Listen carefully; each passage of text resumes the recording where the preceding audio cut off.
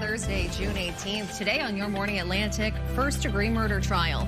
The Crown wraps its case against the man accused of killing 2 boys in St. John. Your top news headlines just ahead. And a Father's Day treat. Suzette Belliveau will join us to share a fun way you can use products from our partners at Chris Brothers to make sure Dad has snacks at the ready. That's a little later. Plus a very personal song. We'll chat with musician Ian James about his new release, Someone Else, and how his grandfather's battle with dementia inspired him. All that and so much more just ahead on the Thursday edition of Your Morning Atlantic.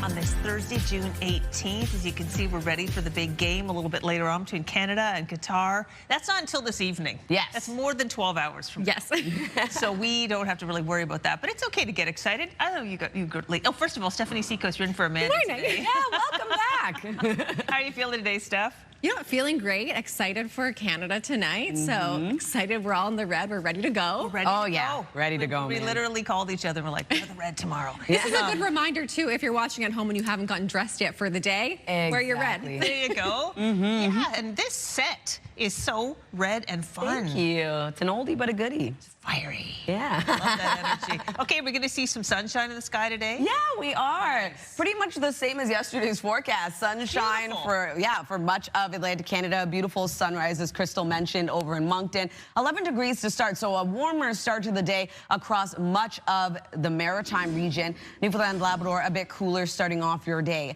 As of right now, 15 degrees in Charlottetown, 10 degrees in Halifax, 11 in Fredericton, 4 degrees in Labrador City, and 7 into St. John's, Newfoundland. Taking a look now at our satellite and radar, we will be seeing lots of sunshine, but still holding on to some precipitation for parts of Newfoundland and Labrador. Into the maritime region this afternoon, expecting some isolated showers and a risk of thunderstorms for parts of the maritime region. In terms of the wind forecast, it's going to be quite light today yet again. As of right now, 17 kilometers per hour for sustained wind in Sydney and Canso, 13 in Grand Etang, as well as into Moncton and in Halifax. No wind gusts to report at this time. We'll take a look at your long-range forecast just ahead. First, a look at your local news with Stephanie. Thanks, Latavia. Crown lawyers have wrapped their case against the man accused of the 2025 stabbing deaths of 2 boys in St. John. Roman Commissioner has been charged with 2 counts of first-degree murder and the deaths of a 10-year-old boy and a 17-year-old boy last year. Commissioner has pleaded not guilty to the charges. The Crown's only witness Wednesday was Robert Faulkner, an examiner with the RCMP Digital Forensics Service, who went through data found on 5 devices from the apartment where the boys were killed. A court-ordered publication ban prevents any information from being shared that could identify the 2 victims. Court resumes today with the defense presenting its case. Rural communities in the region are starting to speak out about big city problems they're now facing, including addiction, mental health problems, and homelessness. CTV's Emma Convey visited New Glasgow, a town struggling to deal with all of it. Plastic tarps tied together with rope, supported by large tree branches and stones. This is someone's home in the woods in the New Glasgow area. Unfortunately, it's not getting better. It's getting worse. And it's by the day getting worse. Community members say it goes beyond just homelessness. It's mental health and addiction. They say there's open drug use and drug paraphernalia throughout the town. We see people injecting themselves with, I'm not sure what, but just on the streets, on the stoops of businesses, wherever they can, really. I had a bench, actually, on my property, and we had to take the bench away because people were sitting on it and injecting themselves in front of the bench. Kyle Lees moved to New Glasgow from the Niagara region of Ontario 4 years ago. His plan was to start a family in a quiet community. He says it's far from what he expected. He started volunteering with community groups to clean up encampments. Now he's been documenting what's been happening since 2023 and advocating for change. We should be able to have open correspondence with the community, public officials, and the shelter. rather than it devolving into a like a compassion fest, right? Or you have no compassion, or you have no whatever. We all have compassion, but compassion with consequence is important. House folks is not as simple as they just don't have a place to live. There are so many other challenges that come with that. We've seen an increase in addictions, and to take that even to another level is what we're finding is the toxicity of our drugs. The mayor says there isn't a day that goes by where she doesn't hear the concerns. Community members understand there isn't a one-size-fits-all solution to this, but they tell us they're tired of seeing the problem continue to worsen. For a small community in Nova Scotia, it's a problem they feel goes beyond their size. I've seen people practically almost naked walking around. It's disturbing. The mayor says part of the solution could be a 24-hour recovery facility. Emma Convey, CTV News, New Glasgow, Nova Scotia. Nova Scotians with disabilities are getting more choice in where and how they live. The province has launched its Home Share program, connecting people who have extra room in their homes with those looking for a place. It is multiple interviews over multiple days, and you really do get to see a lot of what a person's intentions are. Nova Scotia is spending more than $2 million and partnering with 10 community organizations to help make the matches. Organizers stress this isn't simply about filling rooms, but it's about finding the right people to live together. Regular check-ins will take place to ensure safety. The province says it has already received some applications. The finishing touches are being made ahead of this weekend's Sail GP in Halifax. It's been 2 years since the event has taken over Halifax Harbor. In 2024, attendance records were set with more than 50,000 fans cramming the waterfront in Halifax and Dartmouth for the two-day event. This year, there are additional viewing options and lots more excitement. It's the highlight of the circuit for us, just home crowd advantage. You know, we have got a lot of locals on the team from here, so we're so incredibly excited to sail in front of the beautiful waterfront with all the home fans. Afternoon with the races starting on Saturday. Hard to believe that it's almost time for Sail GP again. I know. That time of year. So exciting. Such a wonderful, wonderful event to watch because the crafts come right by you. Yes. And I remember talking to the drivers like, listen, it's challenging because we're really close to the people, really close to the edge. Anyway, will be exciting. Also exciting, the Williams sisters are back. Yes, Serena and Venus will return to Wimbledon together after they were handed a wild card to compete in the women's doubles. They posted an announcement saying that the last time they teamed up was at the 2022 U.S. Open, where they lost in the first round. Wimbledon begins June 29th. All eyes will be on the Williams sisters. So cool. They must be so excited to play together again. So excited to play together. Fun that they're both back at it now. Love it. All right. Well, we'll take our first break now. Up next, a first look at your national and international news headlines on this Thursday morning. Also, Latavia will have our first full look at the forecast. And here's a live look this morning at St. John's. Good morning. Stay with us. Your Morning Atlantic will be right back.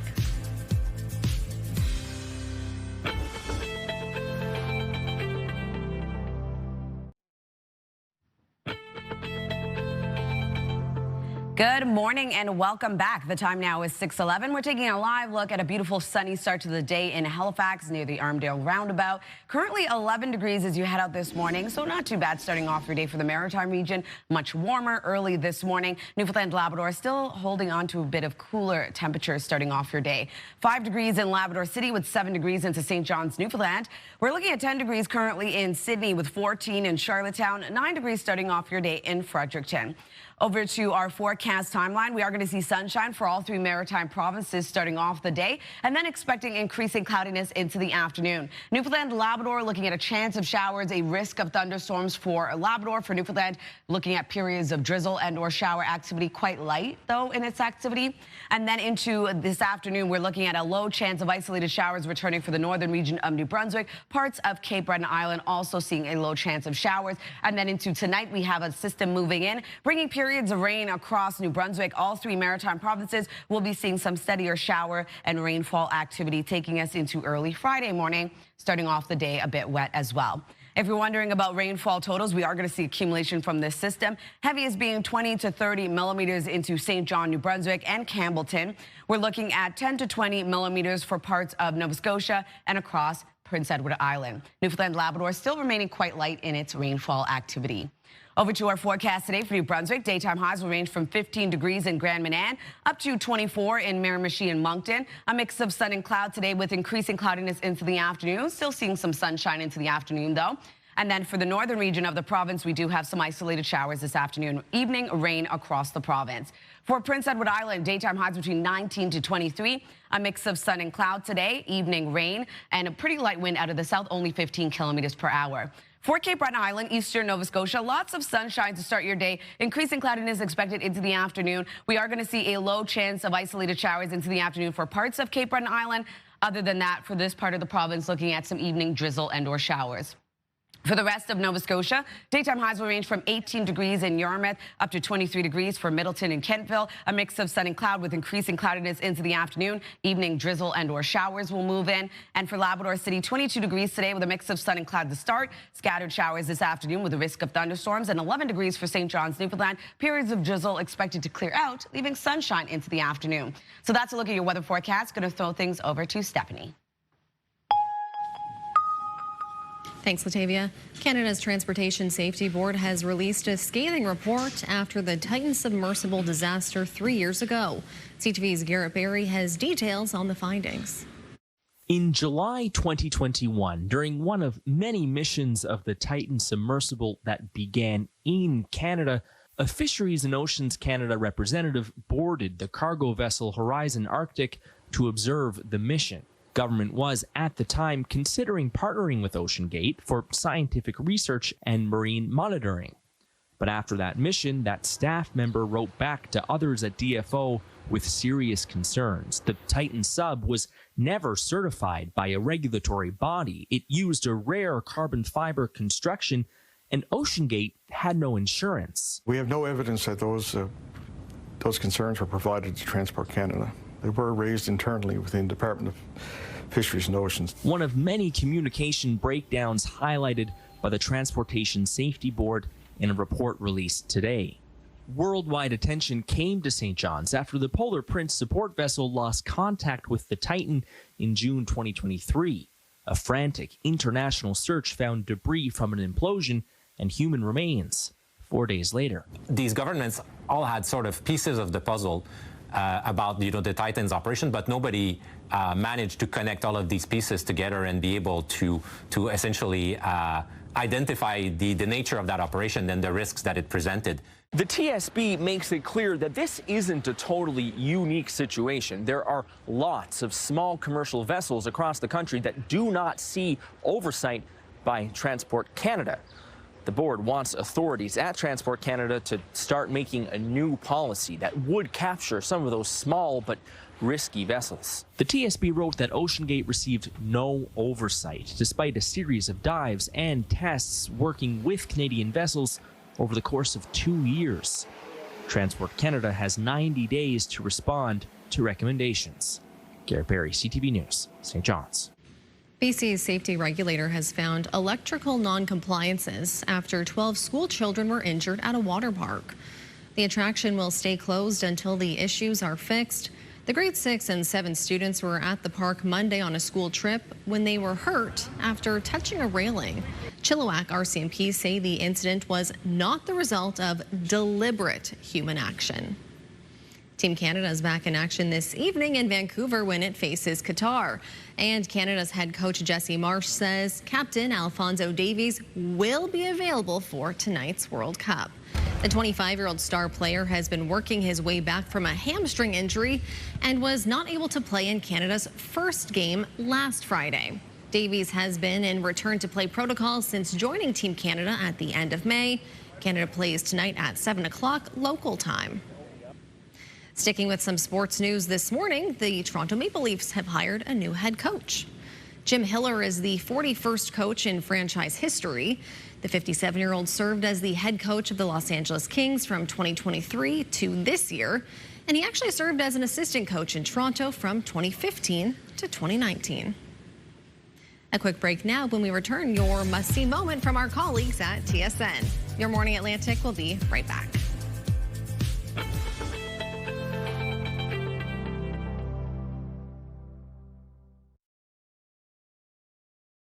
Move Mornings with Aaron and Peter. Weekday mornings on Move 100. The most fun in the morning.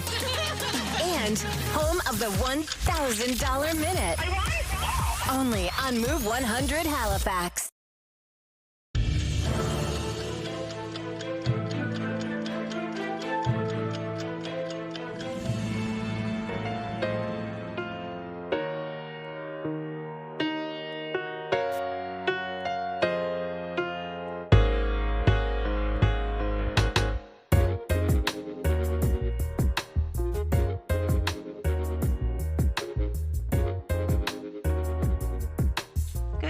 To you and welcome back. It's 6:21 on this Thursday. It is time now to check in with our friends at TSN Sports Center for today's must-see moment. Hello there, Kara Wagland inside the Sports Center newsroom with your must-see moment from Wednesday. And for it, we are off to the Diamond. Marlins visiting the Phillies. Trey Turner is having a bit of a rough season. Came into this one batting just .181 over the last 5 weeks and not getting a lot of great bounces on defense. That is a tough hop to take. Catches them right below the belt. Turner was charged with his 7th error of the season. Just a miserable season, getting just a little bit worse as the Phillies get blown out at home. That is a tough one. TSN's exclusive coverage of the FIFA World Cup continues Thursday. We got a quadruple header for you. All eyes will be on Canada and their second group stage match against Qatar. Kickoff for that one comes your way at 5:45 p.m. Eastern, 2:45 Pacific on TSN, CTV, and Crave. That's all for now from Sports Center. Have a great day.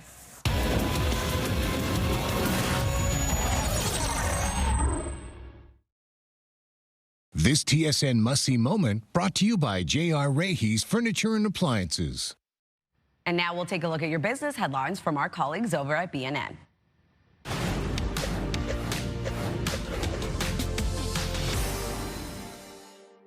It's the 4th time they've held the rate. It stays at 3.5 to 3.75%. It's the first announcement under their new chair, Kevin Warsh. The committee is split on what's to come, with 9 officials pointing to at least 1 quarter-point hike this year and another 9 expecting no move or even a cut.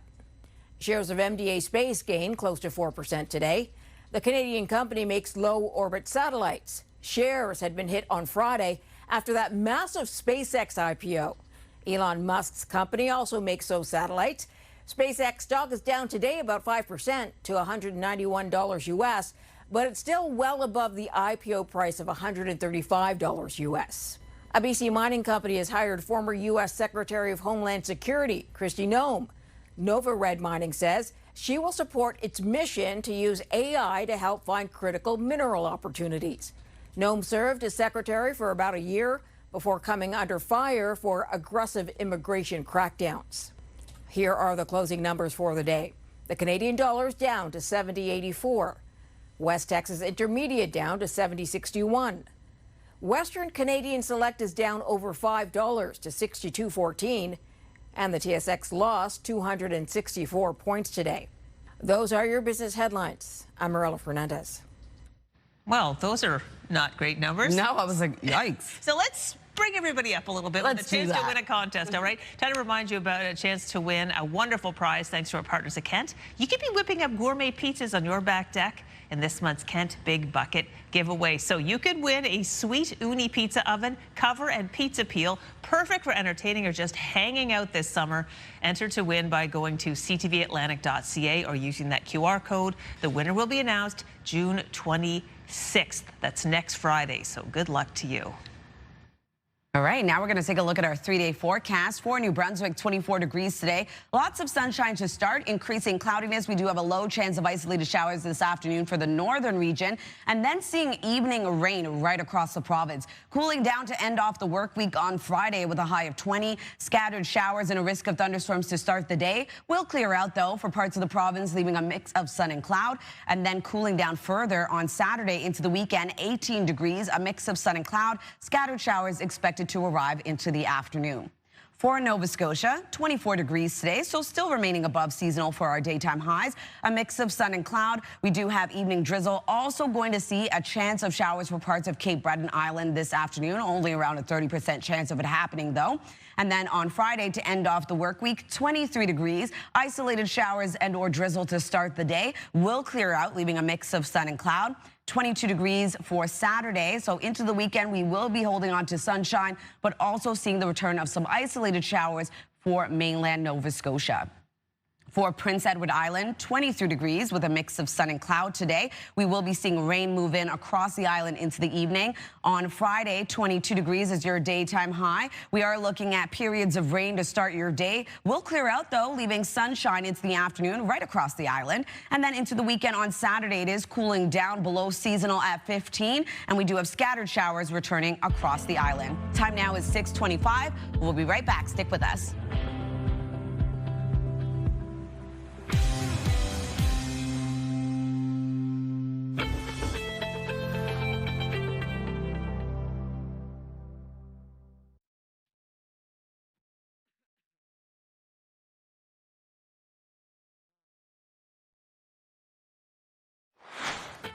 Just ahead in this half hour, the Move Morning Chat. Today we're talking about words we always mispronounce. And we want to know what kind of words you have trouble saying. That's in about 15 minutes on Your Morning Atlantic.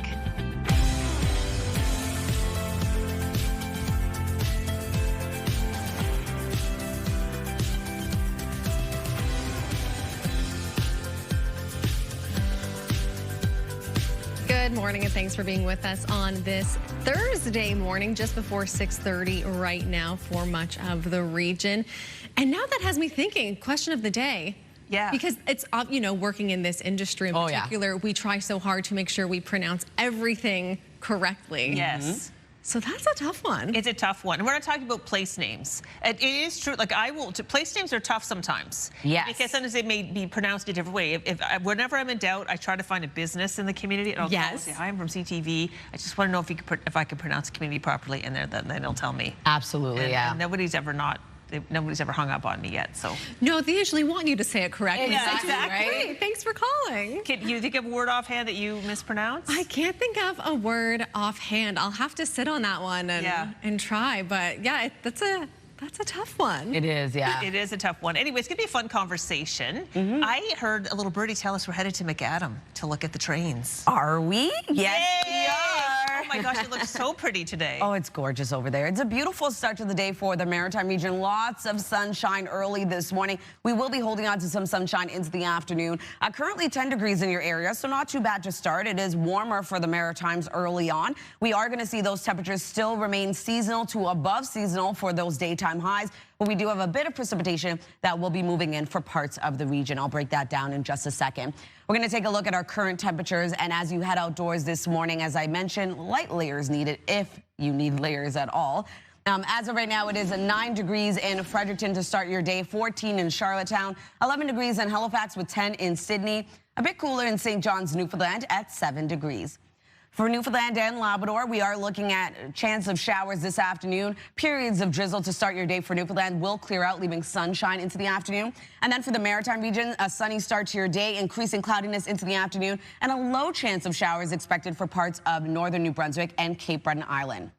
In terms of the wind forecast, it's going to remain quite light for all three maritime provinces. As of right now, sustained wind 20 kilometers per hour in Canso, 13 into North Cape and Moncton, 11 in Charlottetown and Halifax, with no wind gusts to report at this time. We'll take another look at your long-range forecast just ahead, but first a look at your local news with Stephanie. Thanks, Latavia. We begin with some breaking news in Halifax this morning. There is an active fire at the corner of Barrington Street and Richmond Street. Barrington is, of course, a major route into downtown Halifax, so expect delays while crews are on scene. No word yet on what caused the fire. We'll update the story as more information becomes available. Crown lawyers have wrapped their case against the man accused of the 2025 stabbing deaths of two boys in St. John. CTV's Nick Moore reports. Roman Commishney has been charged with 2 counts of first-degree murder in the deaths of a 10-year-old boy and a 17-year-old boy last year. Commishney has pleaded not guilty to the charges. The Crown's only witness today was Robert Faulkner, an examiner with the RCMP Digital Forensic Service.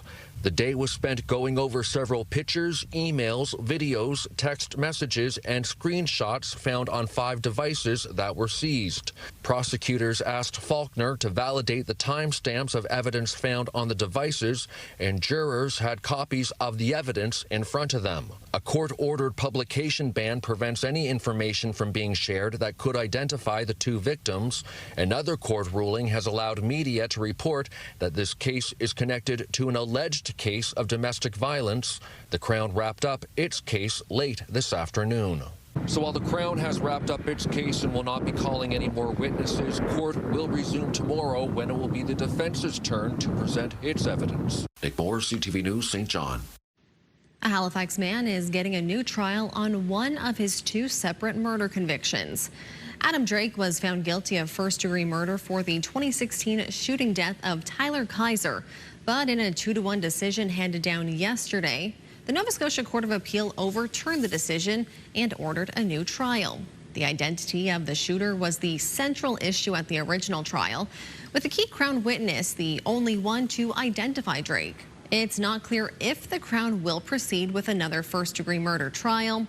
Drake is also appealing his murder conviction in the 2022 death of rapper Pat Stay. The owner of a pet killed by another dog in Cape Breton is speaking out about the need for better protections. Tim Wright says he was walking his 3-year-old dog Miles down Bay Street in Whitney Pier last week when they passed in front of another dog owner's home. He says his dog was on a leash and the other dog lunged at his and grabbed him. Miles was rushed to the vet where he had to be put down because of his injuries. Wright has since contacted police because he says there was no resolution with the other dog owner, but the matter has been referred to the SPCA. I don't know the right answers to this, okay? I don't, but you know, this is a terrible tragedy, and the community needs to know what's going on. So there could be a fine. There could also be a restriction if the bylaw allows for not owning animals in the future. That's a pretty rare occurrence, but it's typically a fine. The SPCA says an investigation like this can be over in days if the pet owner is easy to reach, but it can take longer. 3 years into Nova Scotia's 5-year housing plan, and supply and affordability remain major concerns. The plan aimed to cut red tape and build faster, but experts note homelessness in Halifax has worsened and rents are now among the highest in the country. Now we're starting to see that top end edge across 3%, but below that, in the cheaper half at least, we're still below 1%. Rent increases are starting to stabilize or slow down, which is a positive signal. Advocates say the province doesn't have nearly enough public housing, with 12,000 units and 8,000 people on the wait list. A provincial by-election has been called for next month on Prince Edward Island. The seat for the district of Cornwall-Meadowbank has been vacant since the death of former Health Minister Mark McLean, who was first elected as Progressive Conservative in 2021. The 56-year-old died in March from a serious illness. The vote is scheduled for July 13th. Advanced voting begins on the 4th. It's time to celebrate all things Celtic in Halifax. Proclaimed June 17 to 21st, 2026 as the Halifax Celtic Cultural Festival weekend in the Halifax Regional Municipality. So proclaimed. The flag was raised late Wednesday afternoon at Halifax's Grand Parade, signaling the beginning of the Halifax Celtic Cultural Festival. Over the next few days, there will be singing, dancing, and food, celebrating a culture and people with deep roots in our region. Yay! I always love this time of year. So fun. There's so many different festivals taking place all the time. I know. My favorite. Love the whole Celtic tradition. Yes. Super fun. Okay, let's go to China now. We take a lot of free vacations, very temporary, but this one's going to Sichuan province, where there's a cool way to beat the heat. Yeah, visitors are walking into natural caves to escape the summer heat, and while they're there, they're having some coffee. Staff members at a local park have opened a cafe, giving people a chance to beat the heat, fuel up, and get some unique pictures. I'd be into this. Why not? This is That looks incredible. Super cool. It literally, and it's not a deep cave where you have to worry about claustrophobia. Yes, which that would not be for me. Exactly. I love that there's a wide opening, so you're not so...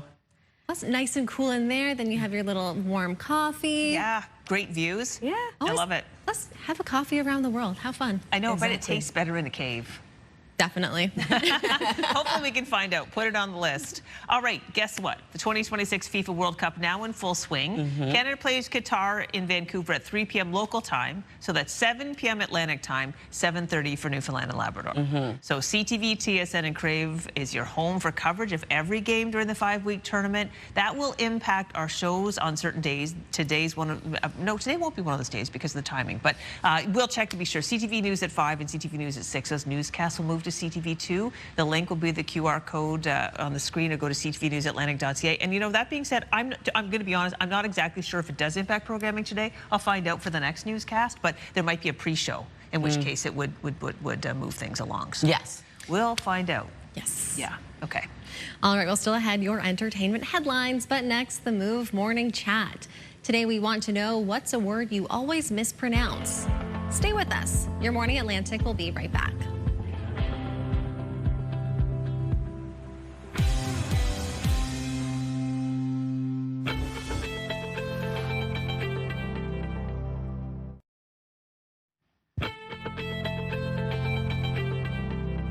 Happy Thursday, Atlantic Canada. The time now is 6:41. Taking a live look at Charlottetown, 14 degrees to start your day. We'll be seeing a mix of sun and cloud throughout the day today, so it's going to be a lovely day to head out and explore your area as we see those daytime highs come up. So temperatures right now for the Maritime region, quite warm starting off your day.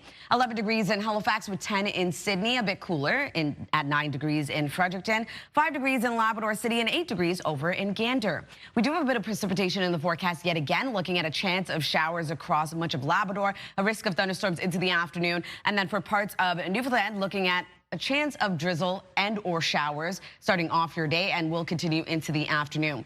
For the Maritime region, sunshine for all 3 Maritime provinces, then seeing increasing cloudiness, still being left with sunshine into the afternoon though. And we do have a low chance of showers returning to the northern region of New Brunswick, only around a 30% chance of it happening, and same thing for parts of Cape Breton Island. Into tonight, we do have another system making its way over, bringing periods of rain and or showers across all 3 Maritime provinces, going to be quite steady and a bit heavier in its activity for parts of the Maritime region, and that will take us into early Friday morning, a wet start to the day before clearing out, leaving some sunshine into the afternoon.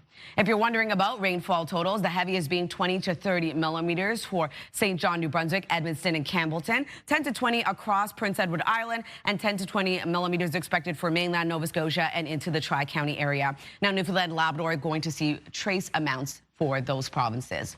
For our forecast today for New Brunswick, daytime highs will range from 15 degrees in Grand Manan up to 24 in both Miramichi and Moncton. A mix of sun and clouds starts off your day, then increasing cloudiness into the afternoon. We do have a low chance of isolated showers for the northern region of the province, and evening rain will move in. Prince Edward Island, daytime highs between 19 degrees to 23. A mix of sun and cloud throughout your day. Rain arrives across the island into the evening and light wind throughout your day today. For Cape Breton, eastern mainland Nova Scotia, pretty much the same. Lots of sunshine throughout your day. We do have a low chance of some isolated showers for parts of Cape Breton Island. Other than that, though, periods of drizzle and or showers into the evening. And daytime highs between 16 degrees in Canso up to 24 in New Glasgow and Antigonish. For the rest of Nova Scotia, highs will range from 18 degrees in Yarmouth up to 23 degrees in both Middleton and Kentville. A mix of sun and cloud, increasing cloudiness into the afternoon, and evening showers and or drizzle expected to move in. For Labrador City, 22 degrees today with a mix of sun and clouds starting off your day. Scattered showers and a risk of thunderstorms expected into the afternoon. With 11 degrees into St. John's, Newfoundland, periods of drizzle and or showers early in the morning, clearing out, leaving a mix of sun and cloud into the afternoon. So this wet weather will continue into Friday afternoon, but we will start to see it clear out for parts of Nova Scotia, leaving some sunshine. Now into our forecast for Friday night, holding on to shower activity for New Brunswick, Prince Edward Island, parts of eastern Nova Scotia, Newfoundland, Labrador going to deal with that wet weather as well. Taking us into the weekend on Saturday, we are going to see some sunshine, but also seeing a chance of some isolated showers return for parts of all 3 Maritime provinces. Newfoundland, Labrador still dealing with precipitation. So that's a look at your weather forecast. Going to throw things over to the Move Morning Chat.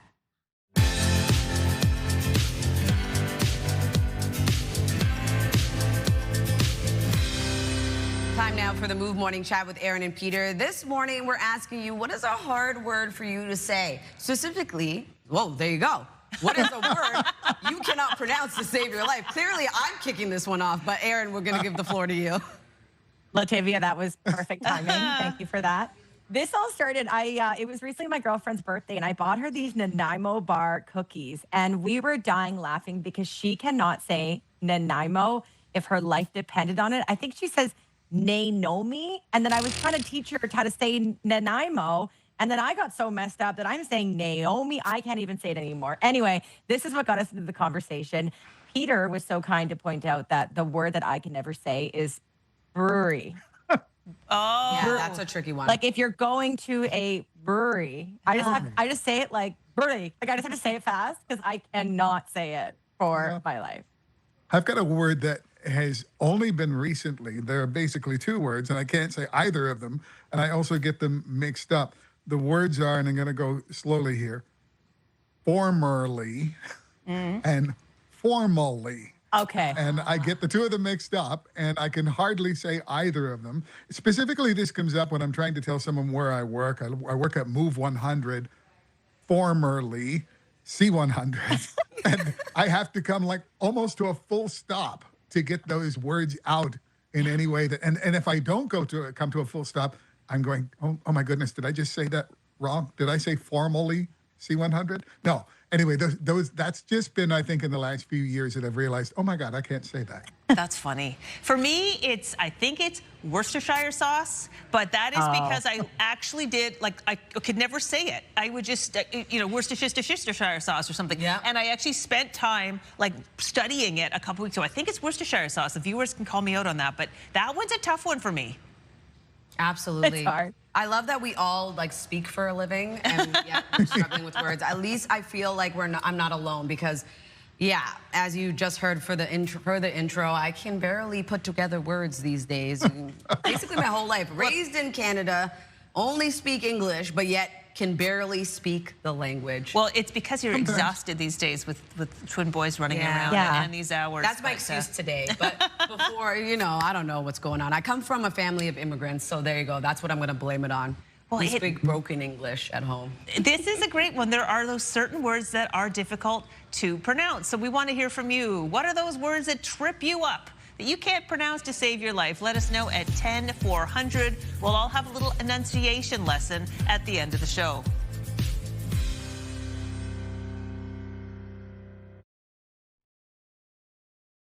The #1 morning show in Halifax. Turk, Megan, and Amateur Alex. And home to the biggest artists.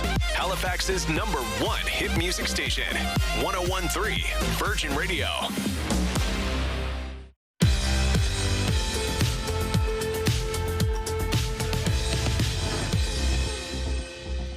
Welcome back. The time now is 6:51. We're going to head over to Hollywood and take a look at your entertainment headlines.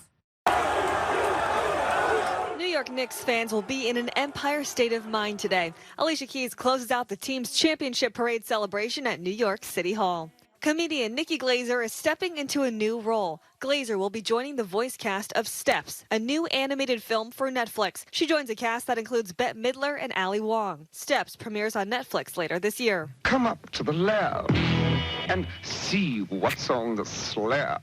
The Rocky Horror Picture Show is coming to the Sphere in Las Vegas. Next year, fans will be able to experience an enhanced version of the original 1975 cult classic. The first film to play the Sphere was The Wizard of Oz, which has sold 3 million tickets since its premiere last year. And happy birthday to Sir Paul McCartney. The rock icon and former Beatle turns 84 today. That's what's happening in Hollywood. Jacqueline Lee, ABC News. Wow. Lots going on in entertainment. Before we get to this next story, which is about weather, what the summer holds ahead, which I'm always interested in, let's ruminate on The Wizard of Oz for a moment. What's your favorite part of that movie? Oh, my goodness. I think it's when she's finally going to start the Yellow Brick Road journey. Oh, yeah. I love that part. Just seeing, like, when she gets there, just everything from black and white to color, the explosion of it all. Oh, my gosh. I think about all the time how that was the first widespread use of color, how audiences just are like eating their popcorn, no, black and white. Well, this is interesting. And then all of a sudden, their door opens and it goes to that censored. They must have been like, Popcorn falls into the most. Yeah. What is happening? It's an iconic film. I love to watch it. Yeah. I would use a time machine and go back to experience that if I wish I could, yeah. All right, now to the weather. All right, we're going to talk about the weather. So after a cooler and wetter start to spring across parts of Canada, some seasonal businesses are ready for hotter temperatures. CTV's Alison Bamford explains how Environment Canada's summer forecast may be a warm welcome. On this cool, dreary day in Saskatoon, summer weather can't come soon enough. Definitely waiting on it to warm up. Days like this aren't good for business at this ice cream shop. They closed earlier this week due to the rain. Well, we definitely get a lot more people when it's nicer outside, especially in the evening when it's not so gloomy out and raining. After the province's cooler and wetter than normal spring, summer should buck the trend. Environment Canada's seasonal outlook predicts overall warmer than normal temperatures across most of Canada throughout June, July, and August. And that doesn't mean that every day is going to be smoking hot or anything like that. Drier than normal conditions are also possible, although precipitation is harder to predict. It's showing across the prairies some areas that might be drier than average, and particularly northern Manitoba really stands out for that. So that combination of heat and dry might be an issue for them throughout the summer. At the Valley Road Par 3, they're just hoping for good golf weather. It seems that the golfers like the sun to shine. And when the sun shines, the golfers come. This spring, it's been the snow and rain, but last year it was the extreme heat and wildfire smoke that kept golfers off the greens. There's not really too much we can do about the weather. Personally, I like about 23, 24, 25 degrees. That sweet spot could be hard to find. Although the spring moisture has delayed the wildfire season, the fire risk is expected to increase as summer progresses, which could bring more hot, smoky days. Alison Bamford, CTV News, Saskatoon.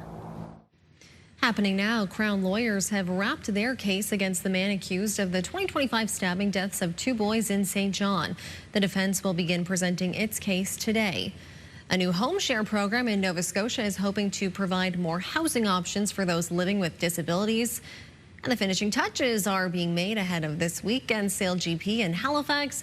We'll have the excitement building for fans and those involved in the race. Those details are coming up next in your local news headlines, but first, the 3-day forecast with Latavia. Thanks, Stephanie. Starting off in New Brunswick, a high of 24 degrees today. We do have a mix of sun and cloud, increasing cloudiness into the afternoon, and then seeing a low chance of isolated showers this afternoon for the northern region. Evening rain. 20 degrees on Friday. Scattered showers and a risk of thunderstorms starts off. The day clears out, leaving sunshine into the afternoon. 18 on Saturday. And looking at scattered showers returning into the afternoon.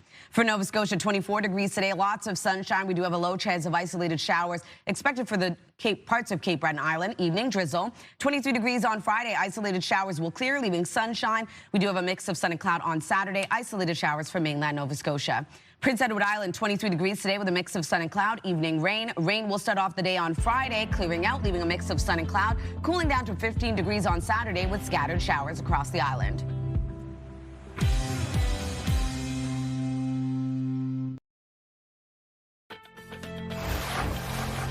It's Thursday, June 18th. Today on Your Morning Atlantic, first-degree murder trial. The Crown wraps its case against the man accused of killing 2 boys in St. John. Your top news headlines just ahead. And are you a podcast person? A whole bunch of podcasters are gathering in Halifax today to talk about the growing medium. We'll chat with the summer's co-founder a little later this half hour. All that and more coming up in the Thursday edition of Your Morning Atlantic.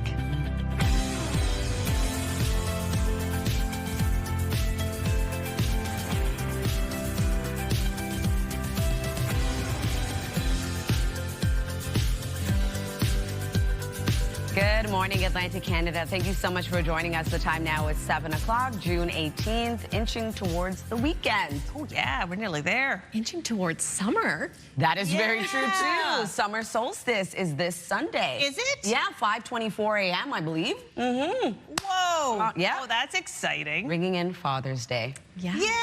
Yeah, Father's Day Sunday, by the way. Still time to get a little something for that father figure in your life. Right? Oh, wow. Yeah. A lot of pressure. Ooh, the pressure. I can't reveal all, but Father's Day's going to be epic. Ooh, I can't wait to hear all about it. Better on Monday. A very exciting time. Indeed. Well, we are going to see lots of sunshine into the weekend as well. But for today, for the Maritime region, holding on to that sunshine, those warmer temperatures, already seeing a warm up this morning. So it's going to be quite a lovely day to head out and explore. Nice. Yeah, soak up that sunshine while you can. Keep in mind sun safety, though, when heading out, because the UV index is now tracking very high for the Maritime region. Continues to climb as we continue to get that high pressure, right? Amazing. Well, I bought a new hat yesterday, so I'm excited to test it. Look at you. Yeah. Being prepared. All right, it's a bit cloudier to start in Lockport, but still seeing sunshine early in the morning. Sunshine will be sticking around throughout the day today for all three maritime provinces, but we will be seeing some increasing cloudiness into the afternoon. As of right now, it is 11 degrees in Halifax, 14 to start your day in Charlottetown, 12 degrees in Moncton, looking at 6 degrees in Cartwright, and 7 into St. John's, Newfoundland. We do have a bit of precipitation in the forecast as well. A chance of showers moves into Labrador this afternoon with a risk of thunderstorms. And looking at periods of drizzle starting off the day for parts of Newfoundland, that will clear, seeing some sunshine into the afternoon. And for the Maritime region, we will be seeing a low chance of isolated showers for the northern region of New Brunswick and parts of Cape Breton Island. In terms of our wind forecast, it's going to remain quite light, though, for all three maritime provinces. 20 kilometers per hour right now in Canso, 13 into North Cape and Moncton, 11 kilometers per hour in Charlottetown and Halifax, with no wind gusts to report at this time. We'll take another look at your forecast just ahead. First, a look at your local news with Stephanie. Thanks, Latavia. Crown lawyers have wrapped their case against the man accused of the 2025 stabbing deaths of 2 boys in St. John.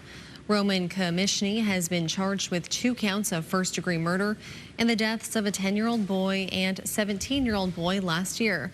Komishny has pleaded not guilty to the charges.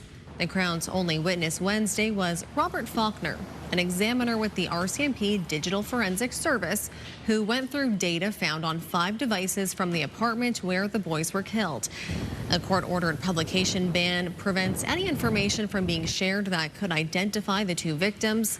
Another court ruling has allowed media to report that this case is connected to an alleged case of domestic violence. Court resumes today with the defense presenting its case. Nova Scotians with disabilities are getting more choice in where and how they live. The province has launched its Home Share program, connecting people who have extra room in their homes with those looking for a place. CTV's Hafsa Arif has the details. For many, home is more than just a place to live. It's community, connection, and now possibly an opportunity to support someone else. My message to Nova Scotians is if you have room in your home and room in your heart, reach out to one of these service providers, and you might be able to really make something that enriches your life, but also another Nova Scotian's life too. Which is what the province is hoping to inspire through a new program called Home Share, an initiative to help people with disabilities live in shared homes across Nova Scotia. The matching process happens when somebody applies to be a home share provider, and they go through a really lengthy screening process. The province is spending more than $2 million and partnering with 10 community organizations to help make the matches. Organizers stress this isn't simply about filling rooms, it's about finding the right people to live together. Really, the home study is a very lengthy process, so it is multiple interviews over multiple days, and you really do get to see a lot of what a person's intentions are. Safety has also been built into the model. Organizations will conduct regular check-ins, including visits outside the home, while family and community supports remain involved. There's already been some home visits and some applications. I think a few dozen are active as we speak today in some stage in the process, so that's good. Organizers say it's too early to predict when the first matches will happen, but the work is already underway. Hafsa Arif, CTV News, Elmsdale. The Transportation Safety Board is recommending Transport Canada develop a plan to determine whether uncertified vessels pose a safety risk. The TSB released its report yesterday, examining the Titan submersible disaster that killed 5 people on a descent to the Titanic wreck nearly 3 years ago. The report says Transport Canada knew the Titan was operating out of St. John's with support from Canadian vessels. However, it said the department did not provide oversight of the vessel's operations. Newfoundland and Labrador's health authority has apologized to its employees and doctors for what it called an inappropriate cybersecurity exercise. NL Health Services says concerns were raised following a phishing simulation exercise that included a fake scenario of an extra paid day off. The interim CEO of the Health Services says the approach was not appropriate, and he apologizes to staff.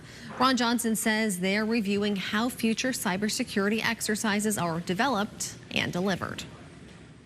The finishing touches are being made ahead of this weekend's SailGP in Halifax. It's been 2 years since the event has taken over Halifax Harbor. In 2024, attendance records were set with more than 50,000 fans cramming the waterfront in Halifax and Dartmouth for the two-day event. This year, there are additional viewing options and lots more excitement. It's the highlight of the circuit for us, just home crowd advantage. You know, we have got a lot of locals on the team from here, so we're so incredibly excited to sail in front of the beautiful waterfront with all the home fans. While the races haven't even begun yet, we already know SailGP will be back again next year. Practice racing kicks off tomorrow afternoon with the races starting Saturday. And they will actually be back a little bit earlier.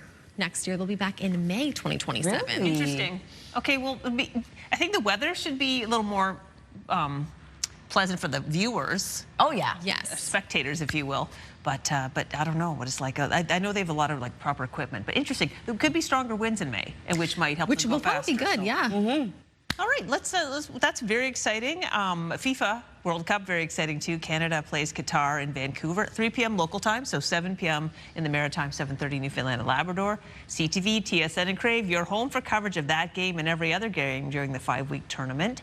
The show that's going to be impacted, I looked into it. It's just the 6 o'clock news today will be on our station. Okay. So you got to flip it over. You can watch the 5 on the regular CTV, then flip it over to our station to watch 6 o'clock news. Other dates will have the 5 and or the 6 impacted. Get the details through that QR code or ctvnewsatlantic.ca. And if you like big bikes and you cannot lie, this story is for you. Oh my gosh. It is a cycling cup dedicated to the penny farthing, and it has broken 4 Guinness World Records. This is a humongous penny farthing. Its founder, Neil Lawton, broke the record for riding the largest penny farthing, while other records are broken, including the smallest penny farthing, the fastest 100 meters on a penny farthing. Look at how fast they're going on a penny farthing. And another member earned a record for the fastest 100 meters on a unicycle while blindfolded. What? Yeah. I have a nephew whose name is Garrett because his last name is Bent. And, so, but like my cousin wanted to honor the Garrett family. Yes. Anyway, he like makes a whack ton of money unicycling around in parades. Really? Yeah, I should tell him about this contest. There you go. You might have a shot. Yeah, Exactly. clearly. All right, we'll still have this half hour, your national news headlines, but first, Latavia's latest look at the Thursday forecast. But for now, here's a live look at Halls Harbor this morning, looking a little bit foggy there, perhaps. Stay with us. Your Morning Atlantic will be right back.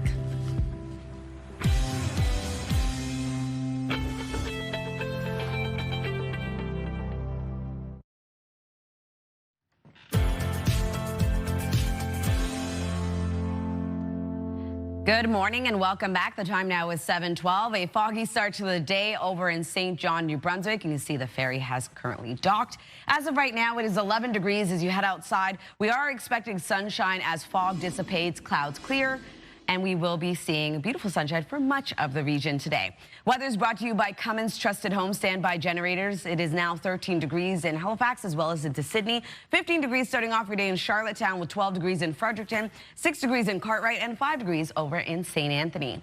Over to our forecast timeline. We are seeing a bit of cloud coverage for Newfoundland and Labrador, a bit of precipitation as well. A chance of showers expected for Labrador with a risk of thunderstorms. And for Newfoundland, we are looking at periods of drizzle early this morning, expected to clear out those, leaving sunshine into the afternoon for parts of that province. For the Maritime region, lots of sunshine to start your day off from all 3 Maritime provinces, then increasing cloudiness this afternoon. A low chance of isolated showers expected for parts of northern New Brunswick and Cape Breton Island.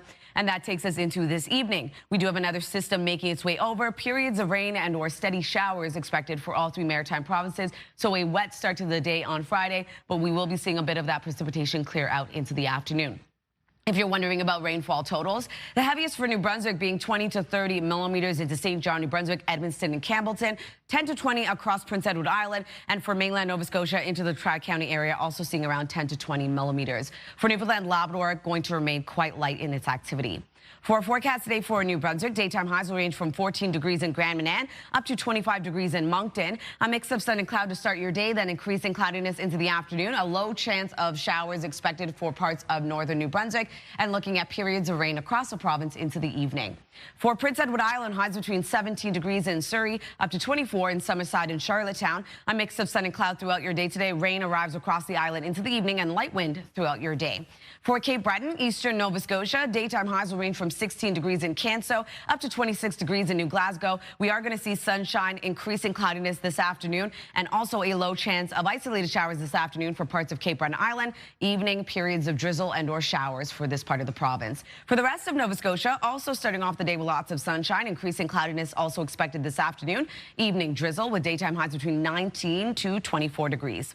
For Labrador City, we are looking at a high of 22 degrees today, a mix of sun and cloud, a chance of scattered showers this afternoon with a risk of thunderstorms. 13 degrees into St. John's, Newfoundland, periods of drizzle will clear out, leaving a mix of sun and cloud this afternoon. So Friday is going to be a wet start to the day for much of Atlantic Canada. Into the afternoon, we start to see a bit of clearing, leaving some sunshine for parts of mainland Nova Scotia and into the southern region of the province. But then into Friday night, we're still holding on to a chance of showers for parts of all three maritime provinces. A bit of steadier shower activity for Newfoundland. Into our forecast on Saturday, temperatures will be cooling down below seasonal for our daytime highs, and we do have a chance of showers returning for all three maritime provinces. Newfoundland and Labrador still holding on to precipitation.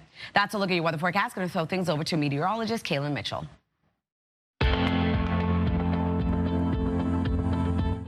This is your Campfire Conditions Report, brought to you by Pine Acres RV, where customers become friends. Restrictions are valid until 2 p.m.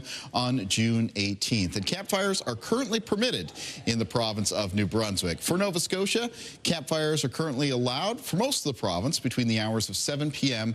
and 8 a.m. The exception, Victoria, Cape Breton, Richmond, and Guysborough County. There, you can have campfires between 2 p.m. and 8 a.m.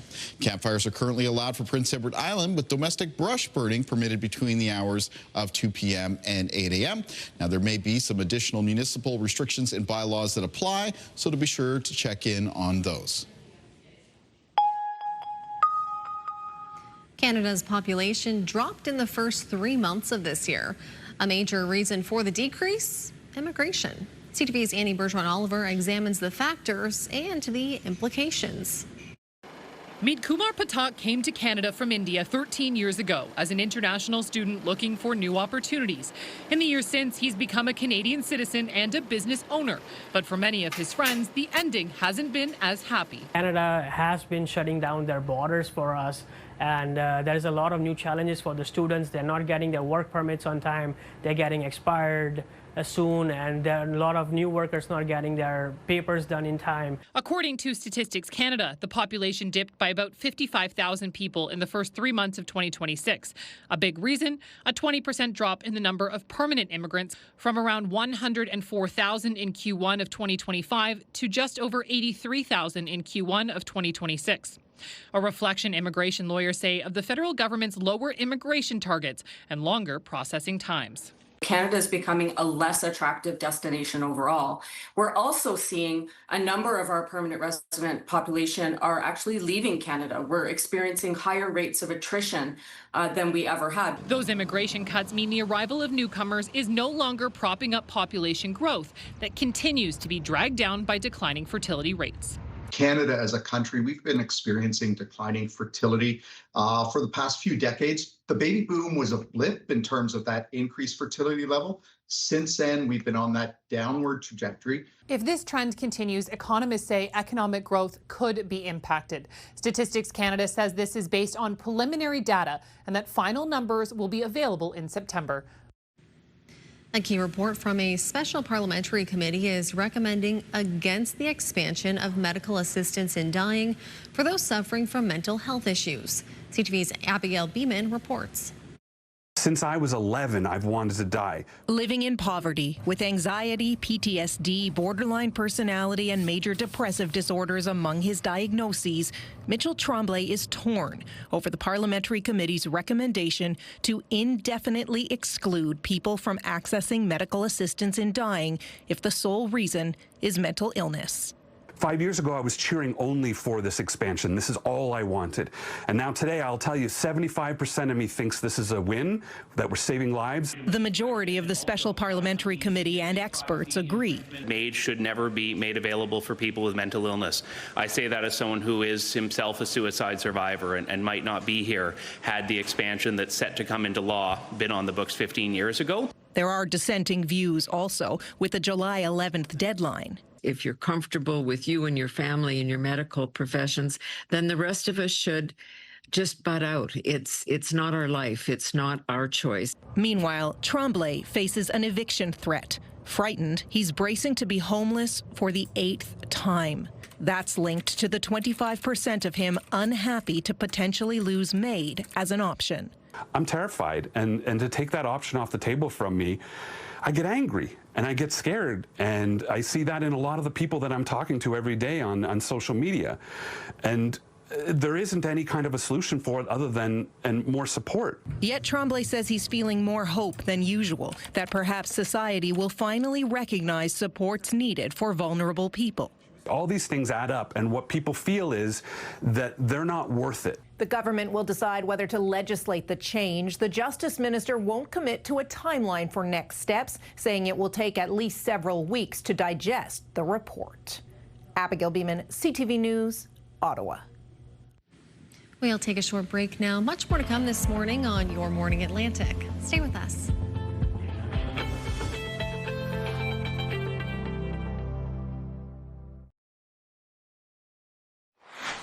Welcome back. It's 7:23. Now today, the second annual Echo Podcast Summit returns to the Halifax Convention Centre.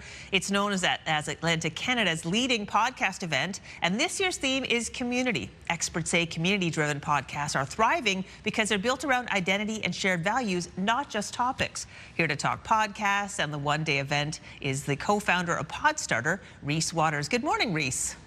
Good morning. So tell us more about the Echo Podcast Summit. I understand that it's double the size this year than it was last year. Yeah, so podcasting is a mass medium. It's grown massively over the last few years, and we felt like there needed to be an event on the East Coast. Atlantic Canada has some incredible shows. It has a huge history in Canadian podcasting, and we were lucky through our business Podstarter to have amazing partners with Acast and Amazon Music and AMI. They wanted to invest in an event where we could kind of get everyone in one room for the day. Wonderful. We see the poster here, Heather Gordon and Yael Strasberg. Can you speak to those guests today? Yeah, they're actually our first panel. They are experts at Acast, which is one of the largest independent monetization platforms in the world. And their Canadian team is incredible. They're always so invested in developing Canadian shows and Canadian podcast content, and to have them speak as experts about monetization, but also show growth, hopefully will be really useful to attendees. Well, speaking of growth, your company, Podstarter, seems to really have grown since it began. Why did you decide to go all in on podcasts? About 6 years ago, we just kind of felt there was an opportunity. We felt like there was something exciting coming in podcasting. I was very lucky to have started working in podcasts back in 2015 when I was still with the BBC in the UK. And I felt like myself and my business partner, Jonathan Burns, with his experience, we had a lot to leverage and build. And yeah, we've launched over 100 shows in the last 6 years for businesses, for kind of broadcasters, for local, national, and international clients. Well, why would a business want to start a podcast? It's a totally different communication style and method to build relationships. I kind of say it's like you skip the first 5 meetings. You kind of skip those initial handshakes. If someone's listened to your podcast, they usually get to know you. They get to understand. And sometimes it might be they decide they don't like you, or they might decide that you're their kind of person just from listening to kind of the long form audio or video content. So it can be a really useful tool to build relationships in advance. Well, I do listen to podcasts, and I think there's something very intimate. You feel like you really are just directly connected to the person who's speaking to you. You really listen, and that's why I can understand why advertisers would be so interested in podcasts, because you really have an audience that's very warm and receptive. Yeah, and like one of our most precious resources is time, and people give podcasts so much of their time, and you're right, it's those kind of intimate times when you walk in the dog, or you're working out, or you're just kind of relaxing. All those long drives, they kind of fill those spaces that other media don't very often, and that kind of allows people to build like a parasocial relationship, like a real connection with the hosts, and that's where community comes from as well. You find clusters of like-minded people with the same sense of humor or the same values will build around these shows, and you find then it bleeds out into more meaningful interactions on like social media or even in the real world quite often. Well, Reese, I know that community is a theme of today's event. Congratulations to you, and have a wonderful event. We'll put the details about that on our website for our viewers. Thank you so much. All right, we're going to take a quick break. It's 7:27. We'll be back with Your Morning Atlantic and the rest of our show right after this.